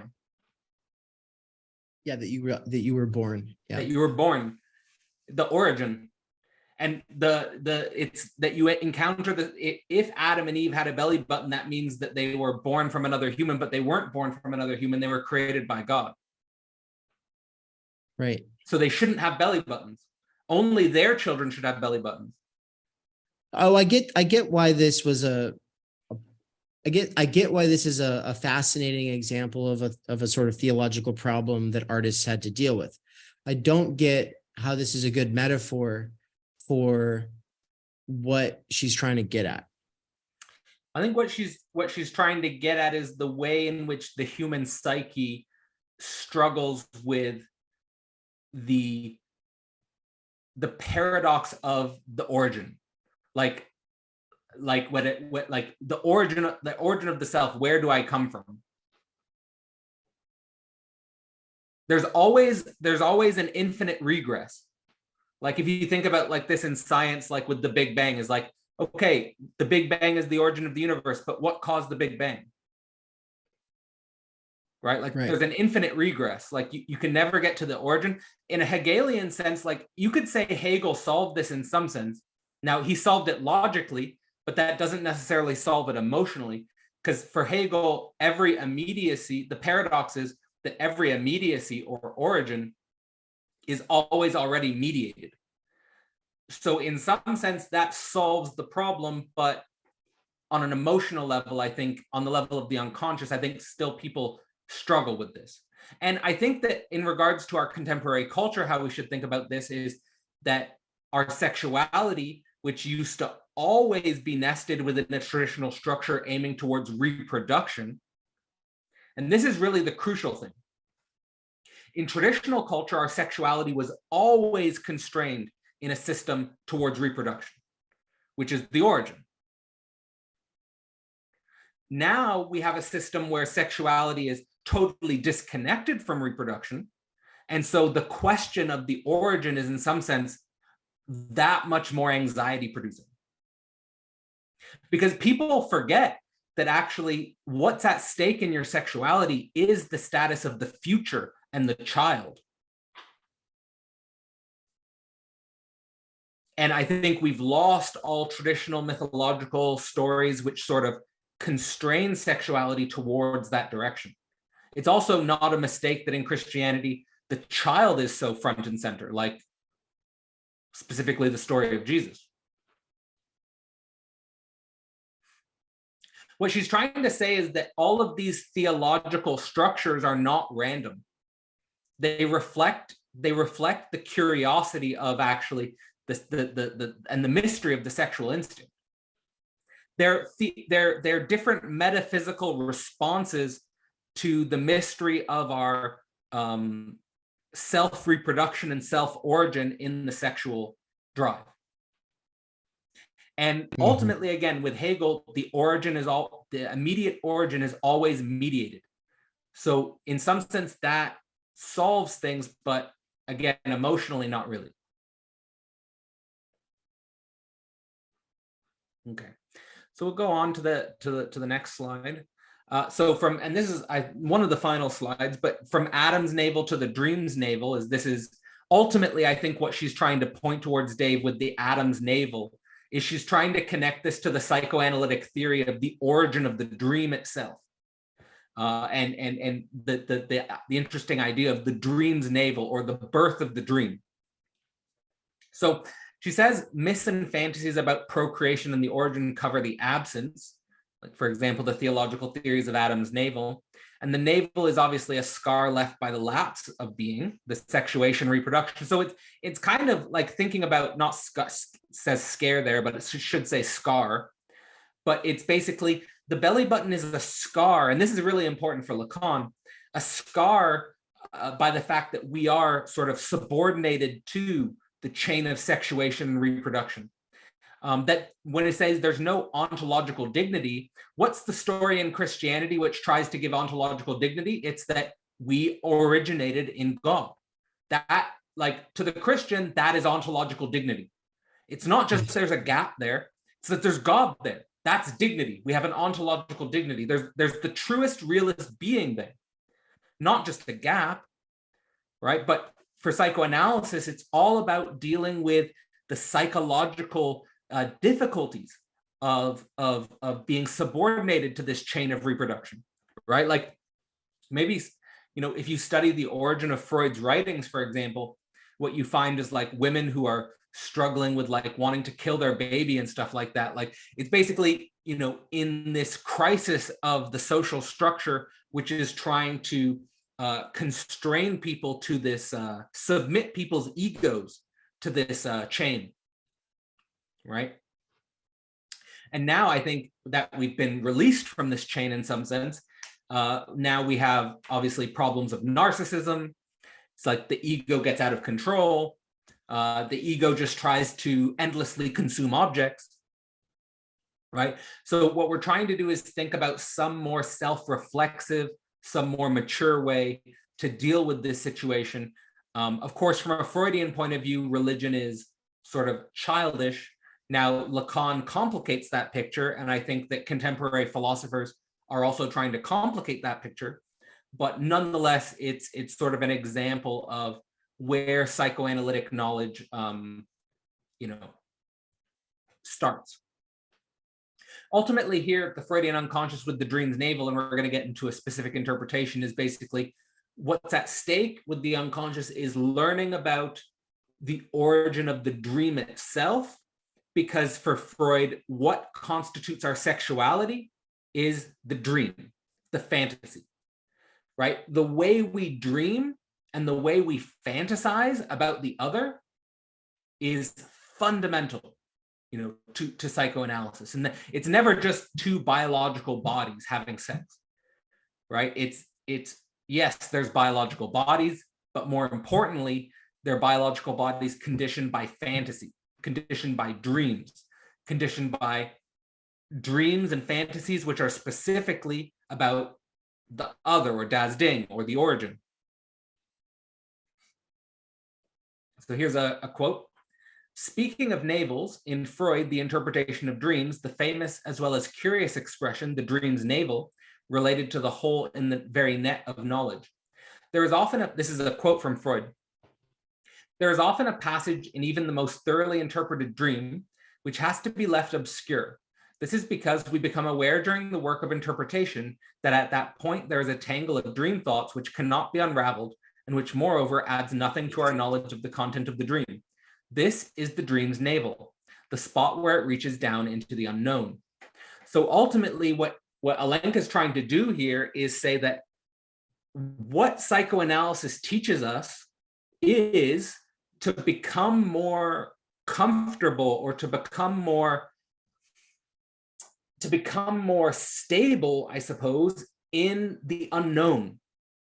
Like, to stop using knowledge to defend ourselves against the unknown, to stop using knowledge to defend ourselves against instability. We can't find stability. We can't find a final ground in knowledge. There's an unconscious, and that unconscious ultimately is related to the unknown and the birth and the origin. And it's almost the more we become, again, comfortable with the unknown, almost the more we can, I don't want to say enjoy our dreams, become more empowered in our dreams. I don't know what the right word is, but to become more conscious of our dreams, perhaps. What's coming up for you, Dave? Well, if this includes daydreams, right, that's also really important, because it's, have we talked about this before? Did we maybe talk about this in the introduction? The idea that, like, it's kind of easy to tell, right? It's easy to tell people about your dreams, but it's a lot harder to tell people about your daydreams, because you kind of instantly realize how foolish they might seem to other people. And they come with a lot more vulnerability, because there's a lot less plausible denial, because you're seemingly conscious while you're having them, right? But those daydreams in a lot of ways are related to our fundamental fantasies, right? And those might be very childish fundamental fantasies. But if we don't come into like a sort of relationship of critical relief to those, if we can't kind of become more comfortable with the fact that we have drive, and also realize that those fantasies are inherently unfulfillable, then we'll drive ourselves crazy, right? Yeah, and I think for Alenka, at least, I think she finds a lot of adults are crazy, and that we just normalize the crazy. Like, what we call a normal adult identity is actually crazy. Right. So I think psychoanalysis does point towards that. At least for me, I think it's really important to pay attention to your dream, your fantasizing, when you're like on the edge of sleeping and waking as well. Like, when you're just like getting up in the morning, like if say you're like sleeping in, like I find that my fantasies while I'm sleeping in are like really intimate. And it's like important to like become like comfortable. I almost feel like it's important to become comfortable with those fantasies, even to be able to talk about those fantasies. Because to me, they point towards something very intimate, and they point towards something very precious, even if most people might consider them, I don't know, like something you should stop thinking about or something you should repress, precisely because you should just get up and get on with your day and get onto the metro. Right. Get back to work. Get back to work. Yeah, exactly. Don't spend too much time thinking about that in-between space of waking and sleeping. Get back to work as quickly as possible so you can burn yourself out and then go back to another unconscious dream. Because I think if you just pay attention to what's really going on the border between your waking and your sleeping life, what Freud would call the pre-conscious, I think you're actually, that's as close as you can get to the root of the unconscious itself. And again, what's at the root of the unconscious is just the unknown. So it's like get out of this tendency of self-consciousness to try to find the positive thing, which ends your search for the thing. Right? Like there's always that drive in self-consciousness, or that desire in self-consciousness, as I say, to find the object, which is the thing. And I think that the more like you realize in psychoanalysis, actually, the thing is actually the unknown, which is a positive thing, that it's just an absence there, because that allows us to be in a process, I guess. All right, nice. So this is the final slide, and then we'll open it up. So the unknown. Alenka says the term she wants to, what she's trying to do here at the end is trying to bring the category of the unknown into her onto-epistemology, into her short circuit, like that the short circuit is the unknown. So she says, not simply unknown in our knowledge, not just simply we don't know self-consciously, but that there's an unknowing in being itself. And so there's this, again, this relation to the onto-epistemology and the gap, that we don't know human knowledge because there is nothing to know, being itself. So there's this idea that even drives like classical science, which is that there's some being to know. Like I'm even tempted here, Dave, and please correct me if I'm wrong, but I'm even tempted to say that like this is pathologizing Heidegger. Like Heidegger wants to know the being with the big B. Mm-hmm. And it's like what Alenka is saying is we don't know being with the big B because there's nothing to know. There is nothing. There's no positive being there that as it were we could fill in with knowledge. So she's saying there's an irreducible crack registering a negative knowledge, and this is the positivity, this negative knowledge, and this is for Alenka the discovery of the Freudian unconscious. And so to me, that's very interesting in the context of just having taught the science of logic, because in some sense, what Hegel's logic rests on and depends on is this negative knowledge, because it's always being nothing, being nothing, being nothing, being nothing. Right? It's not being. It's not being qua being. It's being qua nothing, and that's what allows becoming. And so there's all sorts of dialectical mediation which goes on in the science of logic, which is resting on that foundation. I guess it is the Heidegger that spends his later years focused on trying to really get at being, that I'm and doing so mostly poetically, that I'm, not very, I don't know, I don't get a lot from it. What I think is most important is his question about the pre-ontological itself, which is like what comes before we do ontology, right? Because he says, people focus on ontology, metaphysics, epistemology, ethics, but philosophers have lost their sense for being. And if we are to really ask that question, well, first we have to ask, what is the sense of that question? And so Being in Time is not the book of trying to figure out what is being. It's a book of trying to figure out what is the sense of the question itself, who's asking it. And so that's why I like it so much, is because it is a lot less focused on this uppercase being, which is not my cup of tea really. But I mean, it's an important question because it is insinuated in every sentence we ever utter, right? Everything we say, anything we signify relies on saying words like is, and obviously there's different senses to these words, and those usually don't get thought through. And so, it is an important question, but yeah, no, I agree though, that this does, I think it really does pathologize, especially later Heidegger.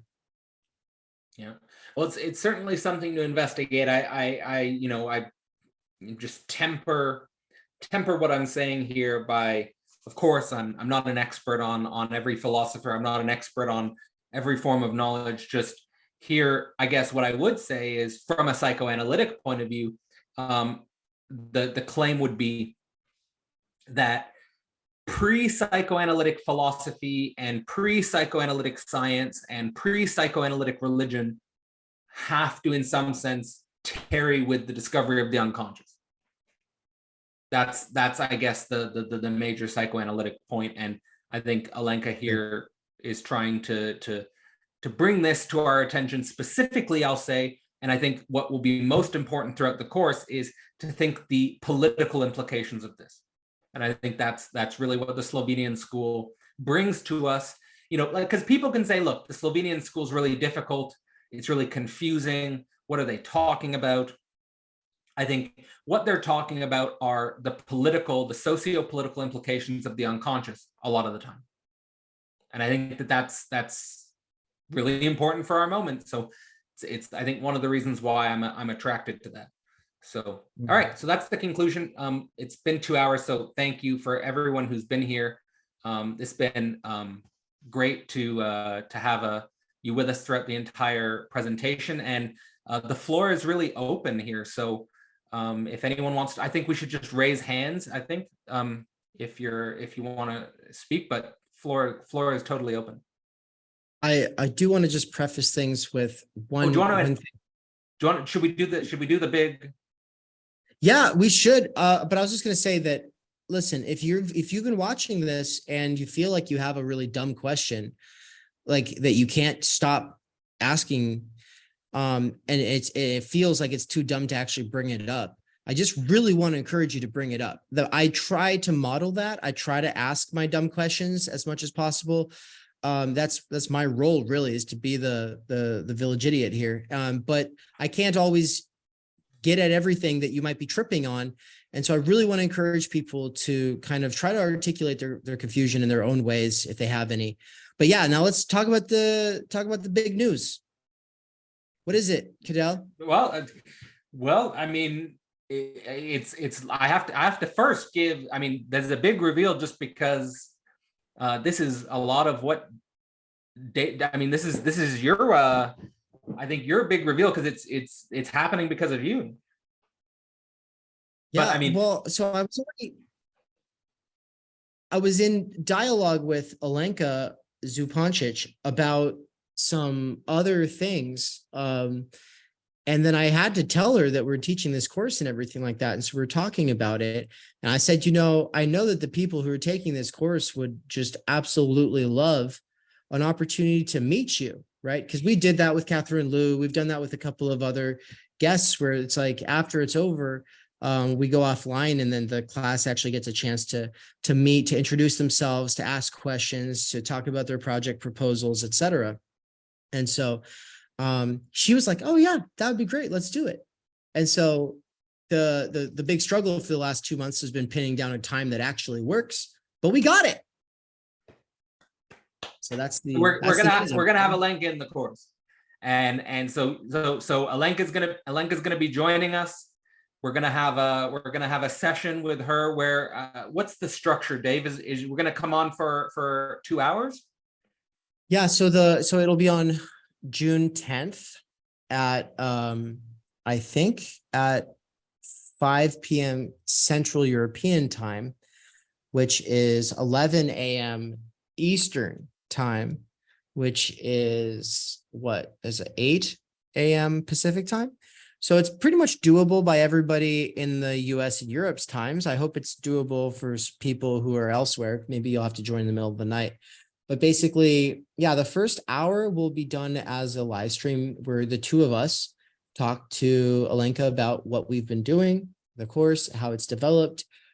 and we ask her questions and get her to elaborate. Really, the goal is to kind of do an interview lecture where we both kind of egg her on. And then after the first hour. What's that? I think there was just someone who came on and there was an audio, but I muted. Oh, okay. Oh, okay. So yeah, basically it'll be great. I'm really excited about it. The last hour will be offline, and everybody who's in the course is going to be able to meet her. Right. So I think it's a fantastic opportunity. I had a chance to meet Alenka once. She's fantastic. She's very relatable. And I think that most importantly, having a class engaging with her work at this depth and being able to ask her directly questions inspired from this text is such a unique opportunity. So yeah, I mean, I just think this is so cool. So great job, Dave. And that's really his it's all because of his work. So one of the exciting things that comes out of an opportunity like this is the opportunity to get a symbolic mandate from the author, one of the authors you're engaging with. So like Mikey's been writing his first major work for the last 5 years because of something Slavoj Žižek told him, just go do it. And Anne, when she met Catherine Liu, she told Catherine about what she's thinking about writing. And Catherine was like, that is so badly needed. We really need that. And so it's pretty cool. So basically what you're thinking about writing as a piece from your engagement with What is Sex, while there's still a one remaining lecture in the course, you'll have this opportunity to kind of run your idea past her, and we'll kind of play with it, in the conversation. So. Yeah. No, it's gonna be fantastic. I'm super looking forward to that session. And no, I think my feeling has been, since wrestling with this book back in when it was first released, is that the political discourse on sexuality just seems to get more polarized and worse as things go along, is that this is really needed. So I'm happy that there are people interested in engaging the question, and happy we can dedicate the next few months to it. So if there are any, we can, Dave, you and I can just riff, but Andrew, what's going on for you? How do you relate to this? Do you want to jump in here, Big Sig?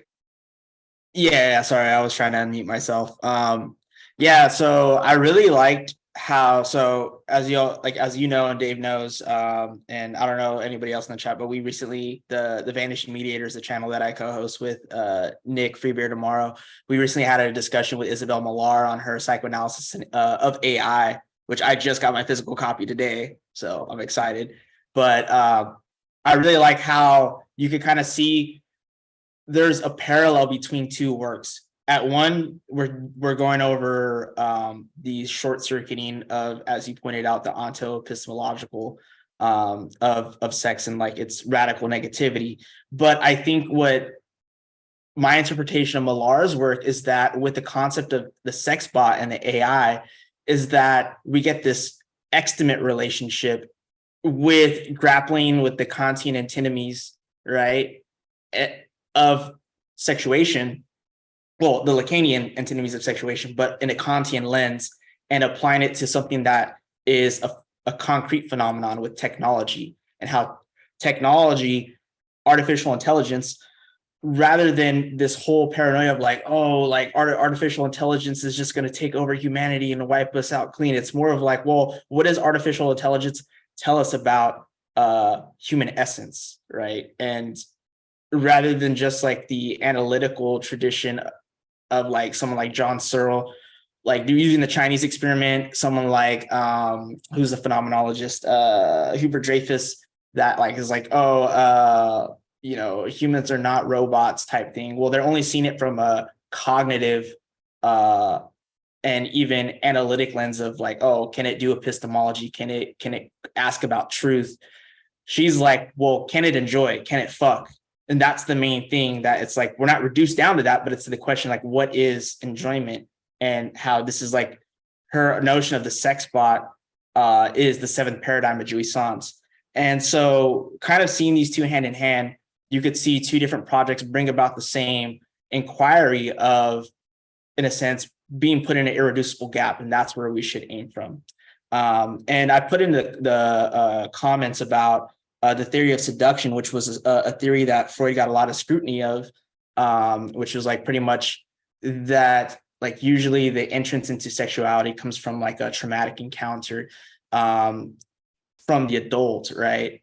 And it kind of also brings a parallax, as Zizek brings this up, because Laplanche re-resurrects the term seduction theory from Freud, but the gaps between infantile sexuality and adult sexuality. It's not that either one is innocent and one is more mature, but rather they're both in this like contradiction. And I put in how like now we could see how the adult is supplemented for the encounter with pornography, and like how that stimulates this traumatic encounter with infantile sexuality or just sexuality in general, but also creates that gap of knowledge and being, because what is porn but nothing but a simulation, a fantasy, a hyper reality. But that hyper reality definitely creates like a sort of mark for what we have to give up in entering into the symbolic order, right?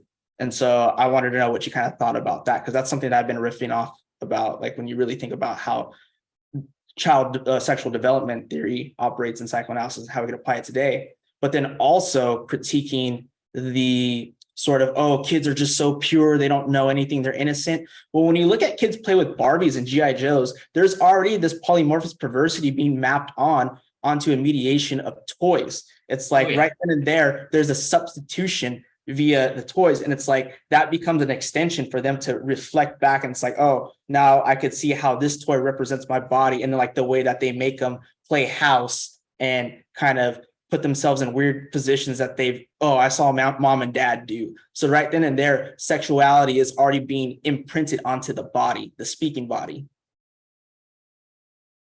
No, absolutely. I mean, I especially relate to the point about the way children play with toys in general. I would say, but absolutely.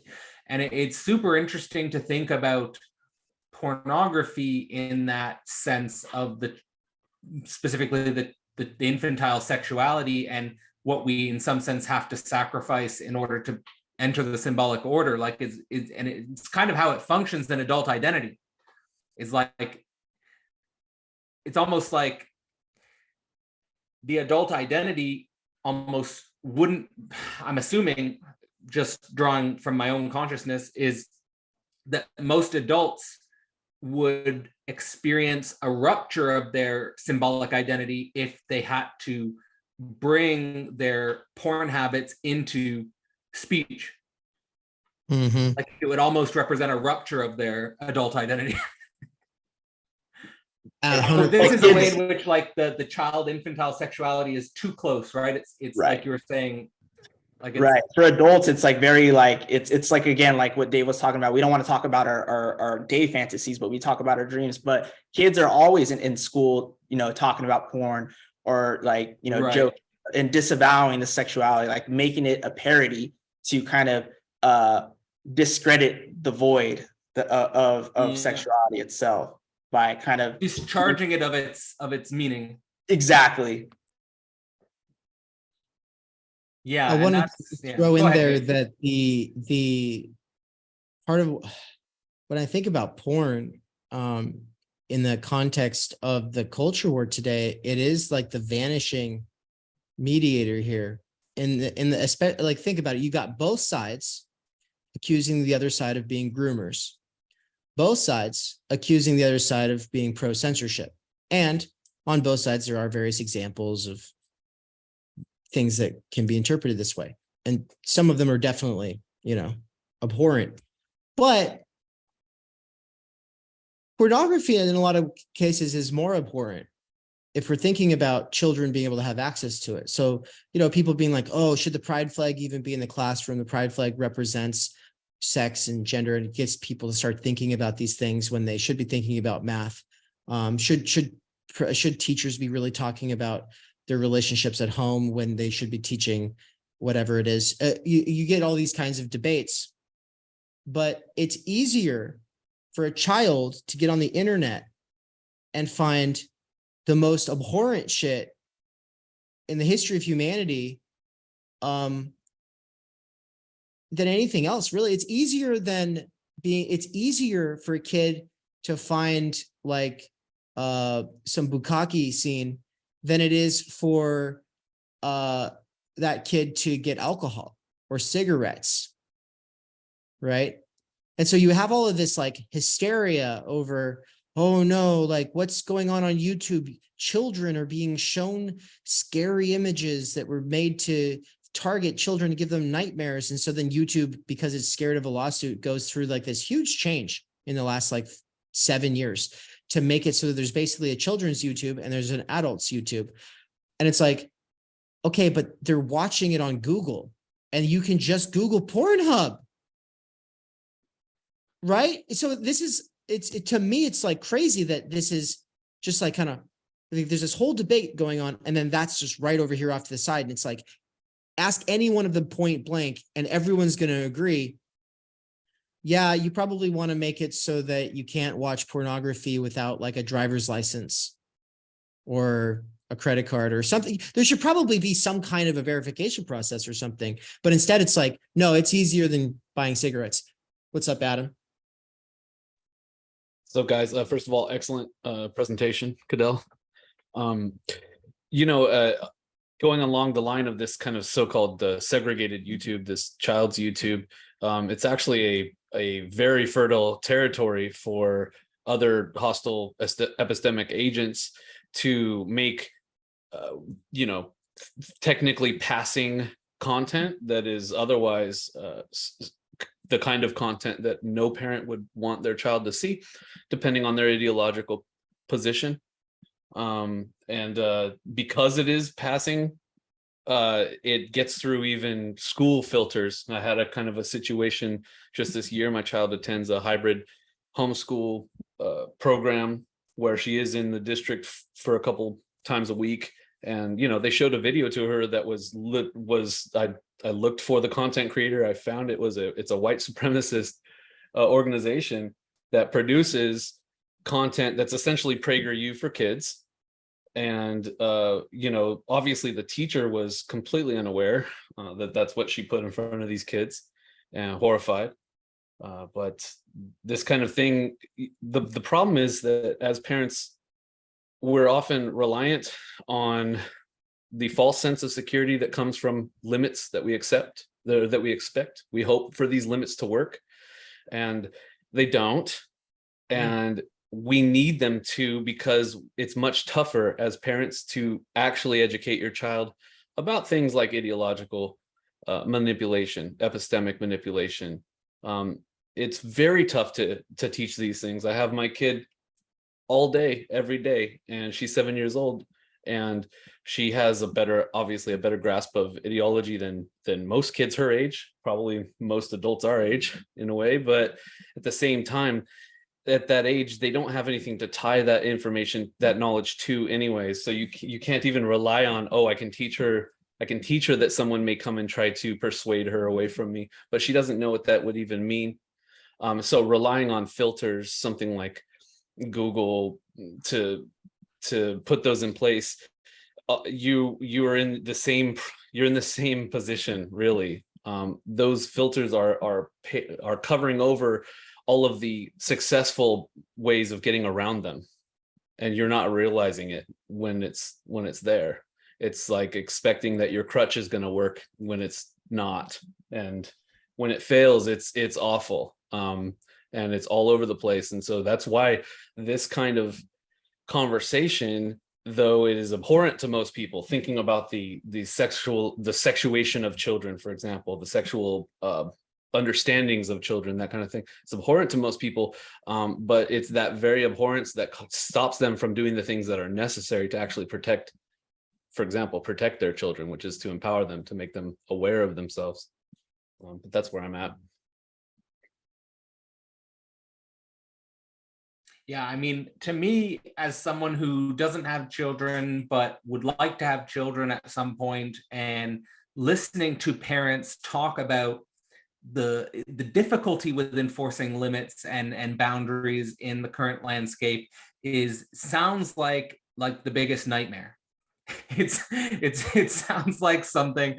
It's just like, oh my God, what am I getting myself into with a child? And specifically with, like, I think we didn't bring it up and unfortunately I don't think it comes up too much in the book, but maybe Dave and I should make a point to bring it up, is the ubiquity of screens and surfaces and our attachment to screens. And of course we're on a screen right now, and just, yeah, basically the entire unconscious is available to everyone at a search.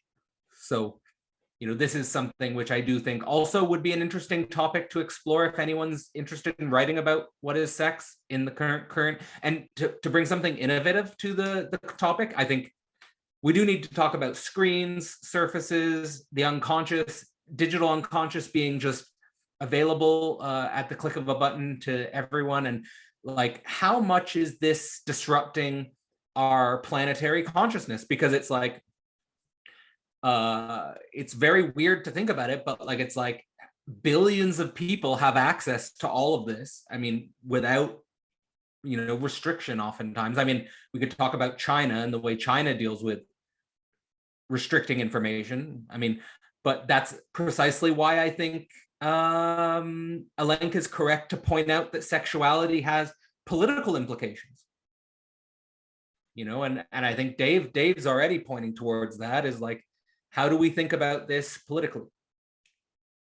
Right? I don't think that conversation is really had. And to be honest, it's strange that it's not being had.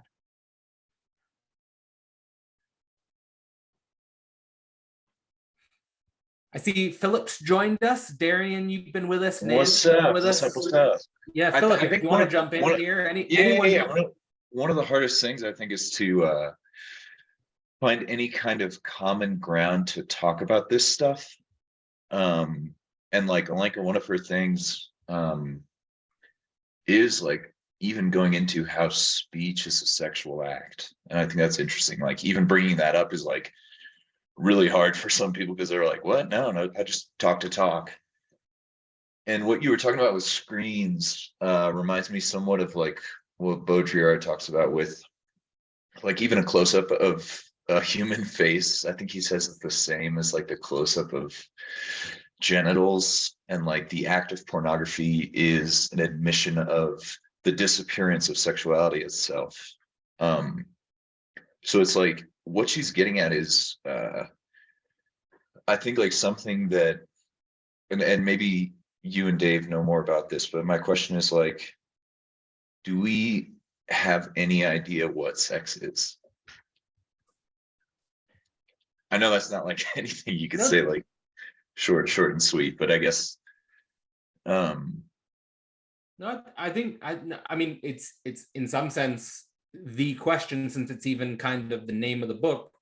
And of course she doesn't say like in a sentence, this is what sex is, but what she's pointing towards of what sex is kind of, she always is pointing towards sex's relationship to absence, but an absence which is determining form. So like if you think about like let me just say like something like very simple, is like, if you think about like the ideal masculine body, or if you think about the ideal feminine body, these are both forms. Like at their most elementary, they're forms, but for Alenka, they're both forms that are responding to the absence of the complete sexuality. Right? Like it's almost like if the sexuality were complete, it's almost as if humans wouldn't even exist. It's almost like humans exist because sexuality is incomplete. And our masculine forms, our feminine forms, are responses to this incompletion. Like that's my starting point for thinking about it, I think. And I see Chitan's just jumped in as well. Nice to see you, Chitan. For now, I would just say that drive is one of those things that it's in the real, so it's not something that can be integrated.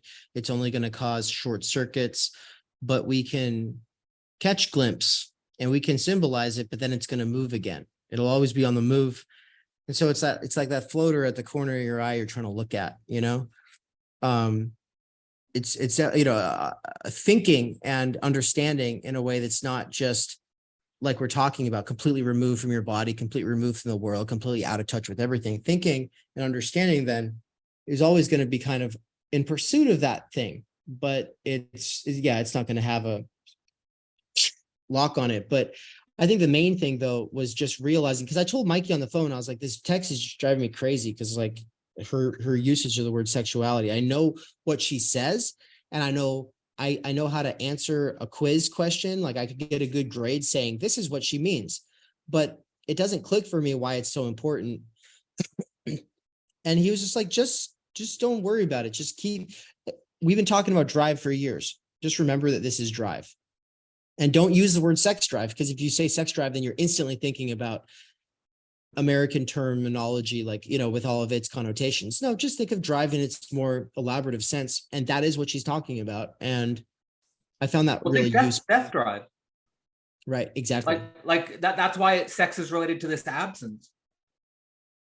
Like I also think about it in the context of like in philosophy and religion with like specifically in regards to this desire for perfect form, like Plato's ideas, perfect ideas, or like God is a perfect being. Like it's almost like we're pointing towards the absence of sex. It's like and if you think about like especially like I want to say immature relationships, but maybe that's not the right word, is like people can't stand any deviation from perfection.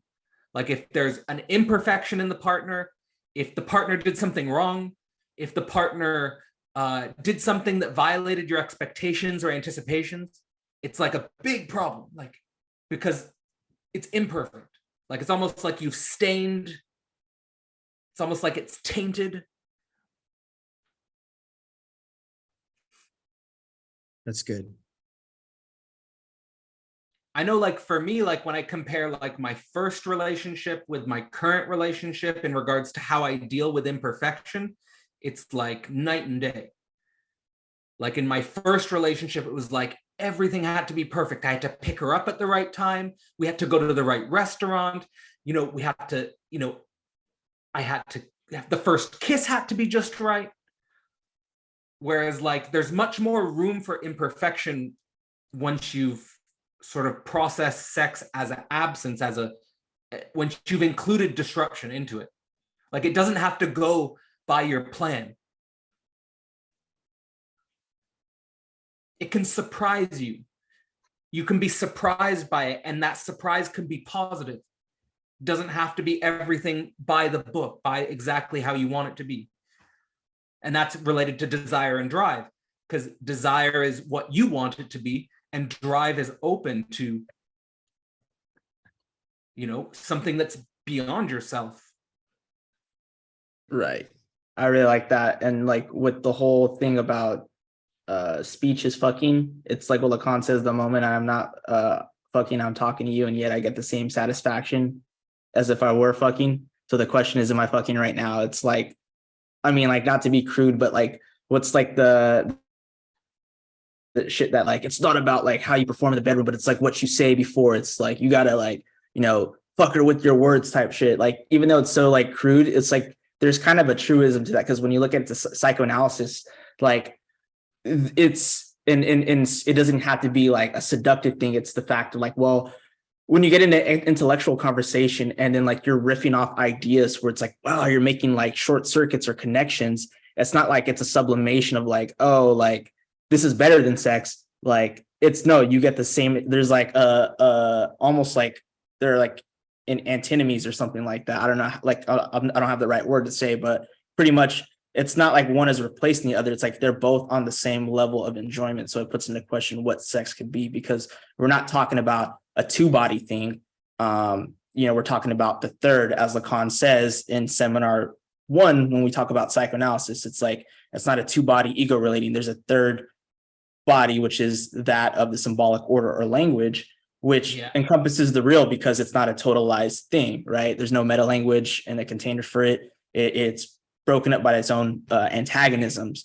And with that, it's like that third being the symbolic order, we have to talk about a virtual other. So it's like when you were talking about like your first relationship compared to like your last or like your current ones, like I think we could all agree it's like, we're anticipating something not from the other person, but from the virtual third that is going to bring that symbolic recognition of like, this is what a date's supposed to be. This is like how to pick the person up. This is what sex is supposed to be. So it's not that you're performing for the other person. It's not like I hope that this girl sees or this guy sees me doing this, and I see myself doing this, but it's that irreducible third, that gaze of the virtual other, it's that is Hoover. Yep. That's what it boils down to, of like the contradictions of sex, and that our sex is mediated by this virtual thing. And you can bring in Baudrillard talking about the simulation. I think it's quite fascinating. I know Millard does this in her works on politics and stuff, but yeah, we can think of it like that. It's like you're learning from error, but an error that's an insistence upon a superego that says, this is how you enjoy. This is how you do it. Get it right. Yeah. This is a perfect tie-in, Andrew, for you to share the joke. Oh yeah. So yeah, and it also goes in with Seminar 2, because in Seminar 2, he ties in, Lacan ties in the superego along with the death drive with this insistence of learning from error. So we learn from our failures, and it's like always too late, never too soon or too early.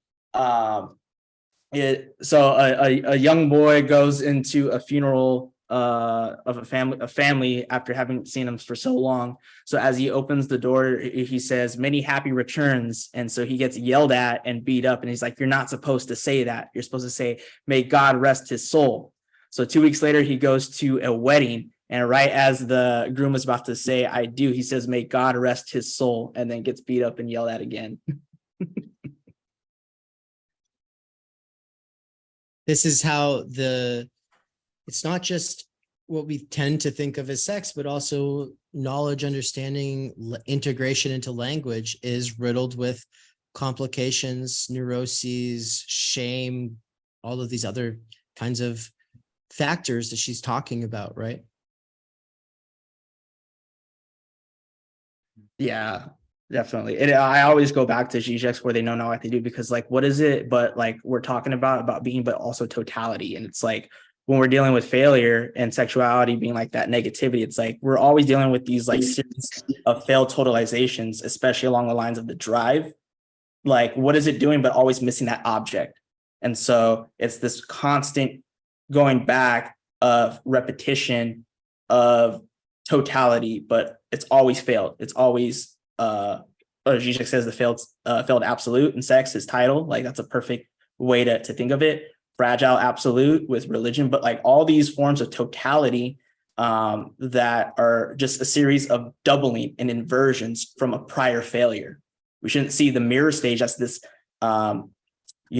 positive demarcator that's like, okay, now you're like a human consciousness, now you could evolve from being a baby to an adolescent. Like, no, the mirror stage is actually a failure, a lack. And it's from that failure that we keep going on in repetition. And this is where we could compare that with Fort Da, the game. It's like constant totalized failures with different toys and different ways of playing that mastery of loss.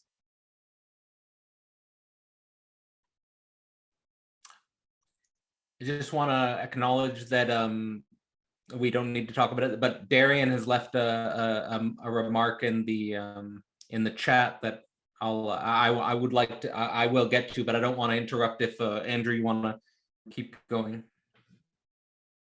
Okay, I just will quickly respond to, so Darian, for anyone who's interested, can look in the chat there. I think Darian left an interesting point I want to respond to. So first I'll tell a little story about what I'm talking about as pure repression. First, there's many stories in the United States of basically people proposing contracts which are designed to almost eliminate the chance of any failure, or to eliminate the possibility of any wrongdoing, or to eliminate the possibility of any transgression, or right. It's trying to basically make sex completely safe, trying to make sex completely interpretable, to make sure that there's no gap whatsoever. And that, I'm saying, is pure repression. So a story from my life is I was dating a girl while I was doing my doctorate who was a little intimidated by me, and she gave me a list of 10 rules that I had to abide by if we were to date. And this is an example of pure repression. It's like, I don't feel, I'm too scared of my unconscious to date you. So you have to act in accordance with these 10 rules in order for me to feel safe. So this is an example of repression, and it's in some sense understandable. I mean, there's some fear in approaching dating, and there's some fear in approaching, the possibility of being hurt, the possibility of being broken up with, the possibility of someone liking someone else instead of you. All of these things, so what I'm saying is, the way to think about, now we have to think about constraints and prohibitions creatively. And in order to think about constraints and prohibitions creatively, there has to be room for surprise. There has to be room for error. There has to be room for things to go wrong. Like, they might not go perfect. You can't make sex completely safe. You can't create a safe space, to use the current more woke jargon. Is like, sex is messy. Sex is not completely containable within a category, right? Or a set of rules. So that's what I would say there. But also, if you have no rules, if you have no constraints, if you have no prohibitions, I'm saying that's also repression. So it's about navigation of that space, I think. Chitan? Hi, wonderful conversation, actually. Just want to think through this question of contracts, and there's something which I've been, in a struggle with my own work, because I remember Walter Benjamin saying it very nicely when he said that, there cannot be any form of non-violence which actually eventually ends up or comes through contract in that sense. There is no contractual non-violence possible in that sense. Anything which is contractual actually has an engagement with some form of, in that sense, remains within the sphere of violence in that manner. And if you start thinking about this problem seriously, and I think, in Lacan also, if you think about this question of perversion, it comes from, there's something about a contract that it doesn't disallow, or it doesn't completely bar you from a certain perverse enjoyment. There's something fundamentally interesting over there, that it's not true that if you have this perfect contract, you can have this perfect form of enjoyment. These two things never completely overlap. That if I can have a perfect contract, and that guarantees that my enjoyment will also be perfect. For some reason that doesn't work. I know it doesn't work. I remember why it doesn't work. And I'm not even taking as strong a position as Cradle would take as a perfect impression, or I'm not even doing that. I'm just saying that when you rely upon contracts to mediate something which cannot be contractual by its very nature, there is something very interesting that emerges, which is not simply saying that the contract fails. It's in the very success of that contract that something perverse emerges. Something which is, which you wanted to keep outside by the very nature of the contract in that sense. And what do you want? How do you think through that kind of a problem? And that problem actually ties in very nicely with what singularity was sort of pointing out to us, in that sense that human beings, by their very nature of relationship with their unconscious, actually has no guarantees or any such sort of big other possible over there, to which we can get a guarantee that our drives would only move towards life affirming, tactics in that sense. There is no perfect opposition between life and that possible, to say that. Any rule of law that your ego internalizes, any law that your ego places within itself as construction of superego in that sense, can actually short circuit to the aid. They can actually short circuit to the satisfaction of the most perverse of the unconscious desires. And you may be completely feeling satisfied with them. You may be feeling very happy with them, thinking that you're following the law. And that's extremely interesting. That's what you see in modern man being. The modern man being a man who's capable of satisfying his most perverse of desires. That you can see that in pornography. At one side, you can have a pornography at the click of your mouse. On the other side, you have a culture which completely banishes any idea of sexual enjoyment from public sphere. And both these things sort of, move hand in hand, as if we are men who do not have sexuality as part of our being in that sense. And something interesting about it. Yeah. Mm-hmm. Yeah, I mean, I quickly, I mean, we can go to Philip, but I've always thought it was very strange, and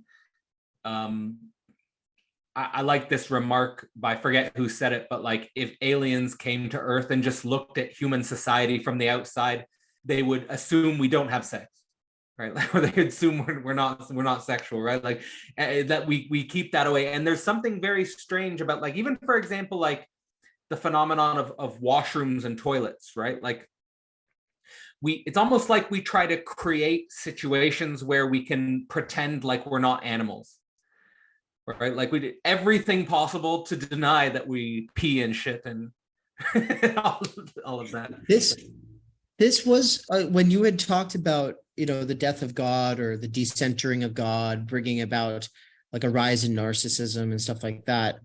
I was going to tie it into the part of For They Know Not What They Do, where Slavoj riffs off of, I forget which poem, which story, but he's basically talking about how the fear of God takes on like this master status that quilts all other fears and subordinates them, so that you're not actually afraid of anything. If you're scared enough of God, and all you really care about is not letting God down, then all of the other fears of life go away. And instead, what we have today is an anxiety culture where every little thing terrifies people, and we've never been more death averse. We've never been, so it kind of ties into what you're saying about the washroom and the excrement. It's all hidden. We're not animals. Yeah. And people who die, well, we send them off to a place so they can die outside of sight. And then they get put in a grave. The whole death thing tries to get hidden away. The birth thing gets hidden away as well. Yeah. So it's just like, there's places for those things. And basically you don't talk about them in polite company. And no, nobody who's trying to be a fully actualized person should even be thinking about having children, much less thinking about their grandparents who might die in the next few years. So it's just like the most important things about being a human are then the things that we're the most afraid of. And I do think that the reactions to COVID were a perfect example of this really coming to the fore. I know that's probably controversial for some people, but I just like, the people who are most afraid of God, they definitely weren't afraid of COVID.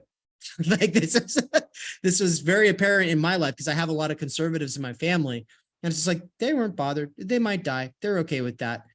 And it's just like, it's interesting. Yeah.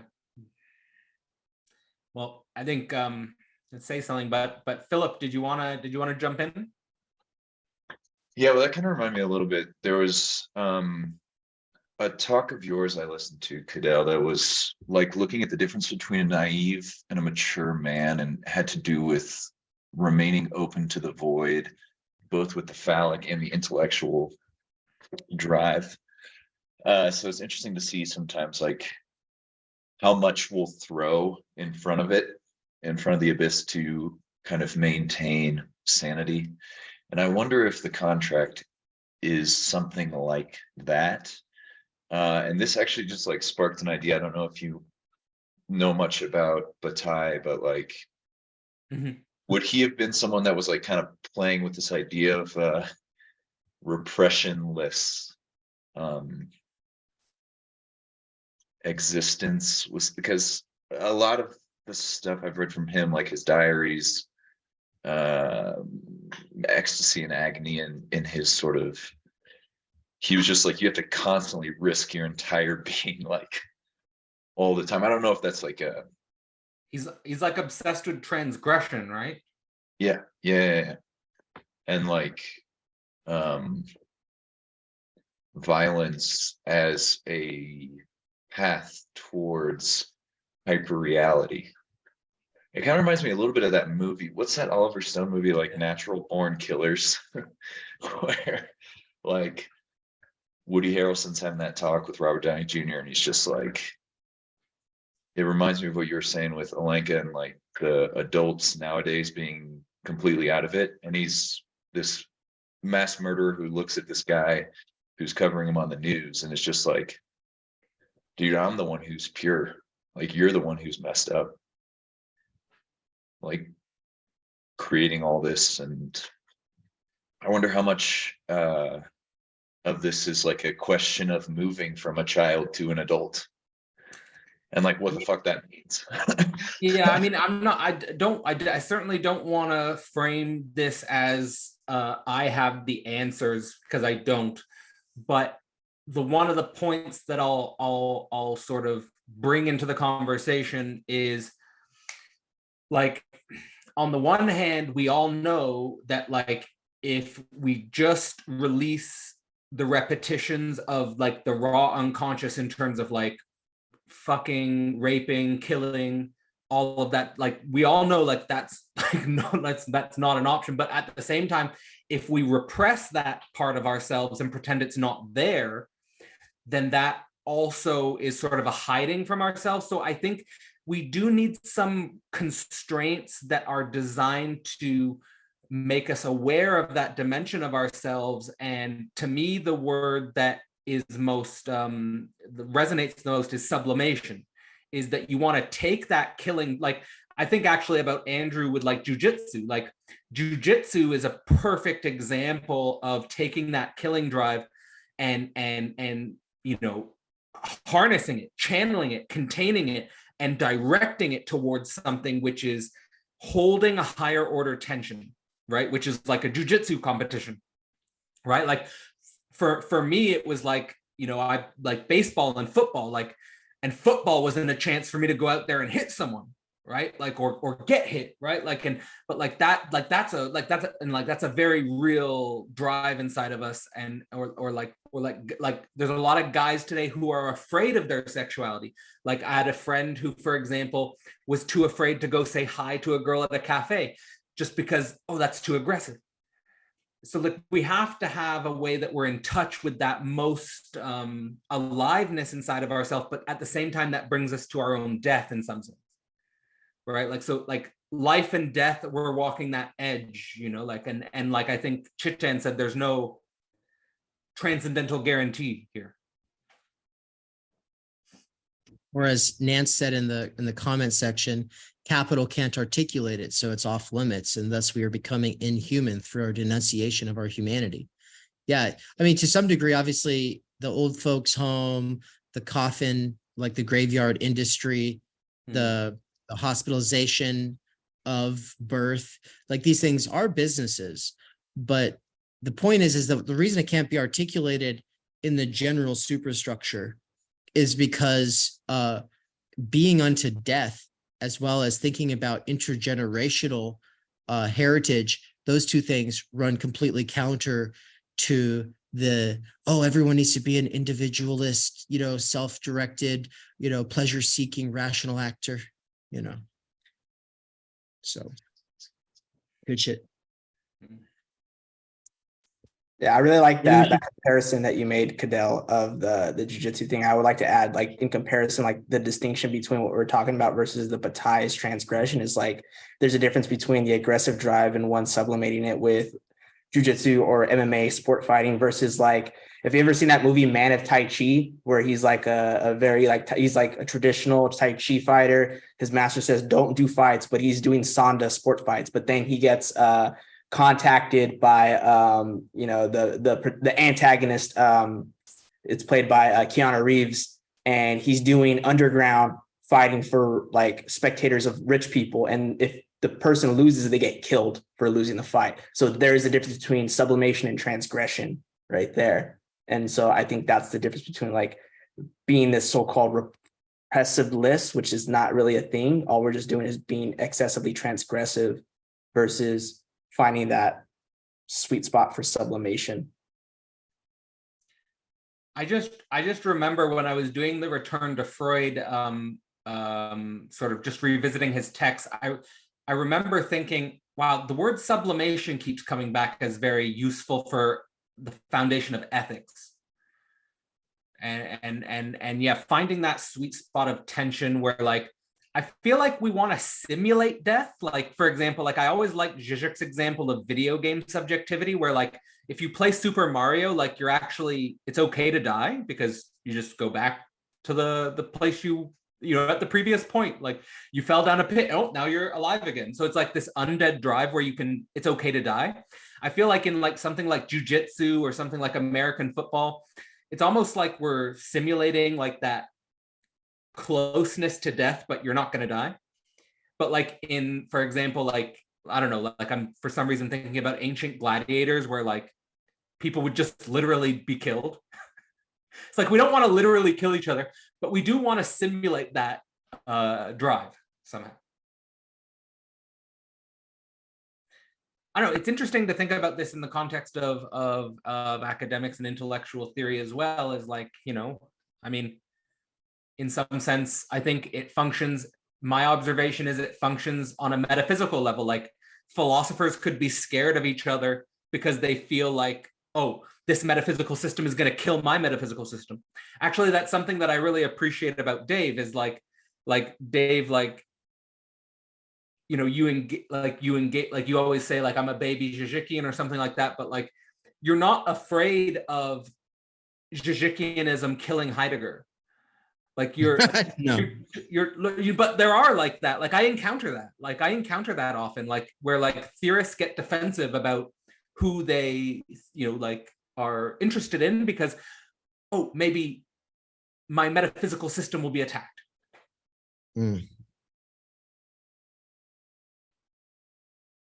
I would just kind of throw in there, you know, this is tangential almost, but it does tie back around to what you were saying, that there was this division in the United States, obviously between math and art, but on the other side, there's this division between intellectual things and football, really, or we could say athletics more generally. But one of the things I appreciate about most of my fellow travelers, they're bridging these worlds in some way. You know, you're saying that you have this background in football. Obviously, we've got some people doing jiu-jitsu like Andrew, and or like Swole, you know, he's a personal trainer. He's got his own gym, you know, and so there's a lot of people kind of with a foot in both worlds. I love that. I wanted to say, like, one of my favorite professors who teaches being in time or just phenomenology and existentialism is Dr. Ian Thompson from University of New Mexico. And when he was doing football in his early college days, he wasn't reading yet. And he had no idea. Right.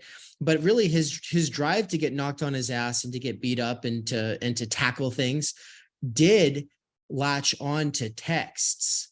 Right. And so that's kind of like the conversation we just had on the marathon stream about killing ourselves with texts. Yeah. And I think that drive, that obsessive drive, is like these other things that we're talking about that can't be articulated and they get repressed or suppressed, and that it's suffocating because like think about it, like in the music scene, like where I came from, everyone like hates bros. We don't like bros. Bros are these guys who, you know, they wear flip-flops and long shorts and their whole life revolves around sports and drinking and chasing women or whatever. And there's like this from artistic communities, from intellectual communities, there's usually this sort of animosity towards these obviously Nietzsche would call that just basically slave morality. But I think it's interesting because I was obviously a part of all that, you know, that condescension towards these things. And then it's like later through theory, I get to a point where I'm like, oh, that's just we all have this need. We just manifest it in different ways. Right. And the way that a musician might, or an artist might harness that drive or express it through some outlet can be violent or can be harmful, you know, just like in football or whatever. So it's interesting. But We'll Chitan, get to, Chitan. I just want to say big Signorelli pointing out hip hop and sublimation of wordplay is important as well, I think. Chitan, go ahead. Sorry. Yeah, I just wanted to sort of, frame this question myself of sublimation. There's something very interesting about sexuality, that sexuality doesn't only sort of function in the domain of pleasure, it has the capacity to, in some senses, always go beyond its own domains of, whatever boundaries you want to set for it, which is why sexuality cannot be completely tied to reproduction, because reproduction remains tied to some form of life performing. Sexuality can always overdo it, what you may call repetition automatism, repetition compulsion, those kind of words emerge because there is always something in sexuality which at least in the human sense, which can exceed its own purposes in that sense, and it can get tied directly to the dead drive in some senses. But sublimation actually is a very interesting point that emerges here, that in sublimation also this excess is always there in that sense. In sublimation, sublimation involves, in some sense, as Freud would think about in a very basic sense, that directing the liminal satisfaction to other activities in that sense. That's how you can do art, you can do intellectual work, and so on and so forth. There's always this excess liminal satisfaction that comes from and then satisfaction the same in sexual satisfaction. What interests me is at what point this excess enjoyment, which turns into, which gets hooked onto jouissance, actually can get converted into, or that gets directed into some point of sublimation also. There's something interesting. They both are not functioning through pleasure. It's not like they both can be simply accounted by pleasures. That is why there's always some pain involved in genuine acts of creation. Genuine points of creation involves some form of pain. They involve some form of real struggle. They involve, and yet they are not simply points of enjoyment where you're enjoying only your own, in some senses, symptoms. There is a possibility of creation over there. There's a possibility of natality over there. How do we think through this? This very, I think nuts and bolts of what you may call ethics of jouissance in some senses. There's something about it which interests me. I would like to see how you all think about it. Well, just say quickly, because it's a big question, and again, the way, and this is sort of like me trying to enter into psychoanalytic mode after teaching Hegel's philosophy, is to be more in the there's no final answer type of thing in that sense, right? Like that these are like, one thing I'll point towards is at the end of the last chapter of What is Sex, Alenka Zupančič starts to use words like wandering excess. And I think this idea of wandering excess is an important one to lump into the categories that you were using about sex, which again can't fit any repressive model, like always goes beyond that repressive model. That there's some sort of reconciliation with wandering excess which produces anxiety, it seems to me. And this is where I think we have to think through death drive, and we have to think through I don't know, the function of defense. Dave, did you want to jump in here with anything, or but also sort of tempting you towards jumping in the course with us, Chitan? Yes, absolutely. Everybody, you're all encouraged to jump in the course with us, obviously. This conversation will be live streamed from Cadell's channel on Sunday, or premiered. Right. It'll be premiered when it's published on Sunday. I'm going to try to be there in the chat.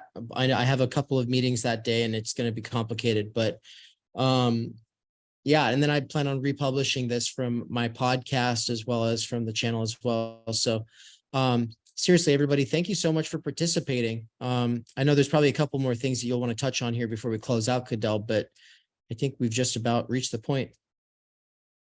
Well, I do also want to acknowledge Darian asking another question, but it's a very important and good one, or not question, but more just reflection, which I think is important and a good one.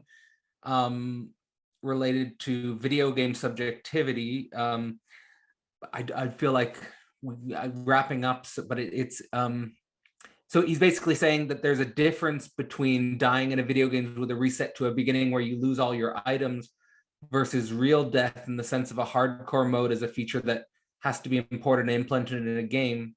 It doesn't come for free as it does in real life. Since the advent of hardcore mode as a thing that a game could have, I've often found that I have to self-enforce hardcore mode in games I play that don't structurally have one already.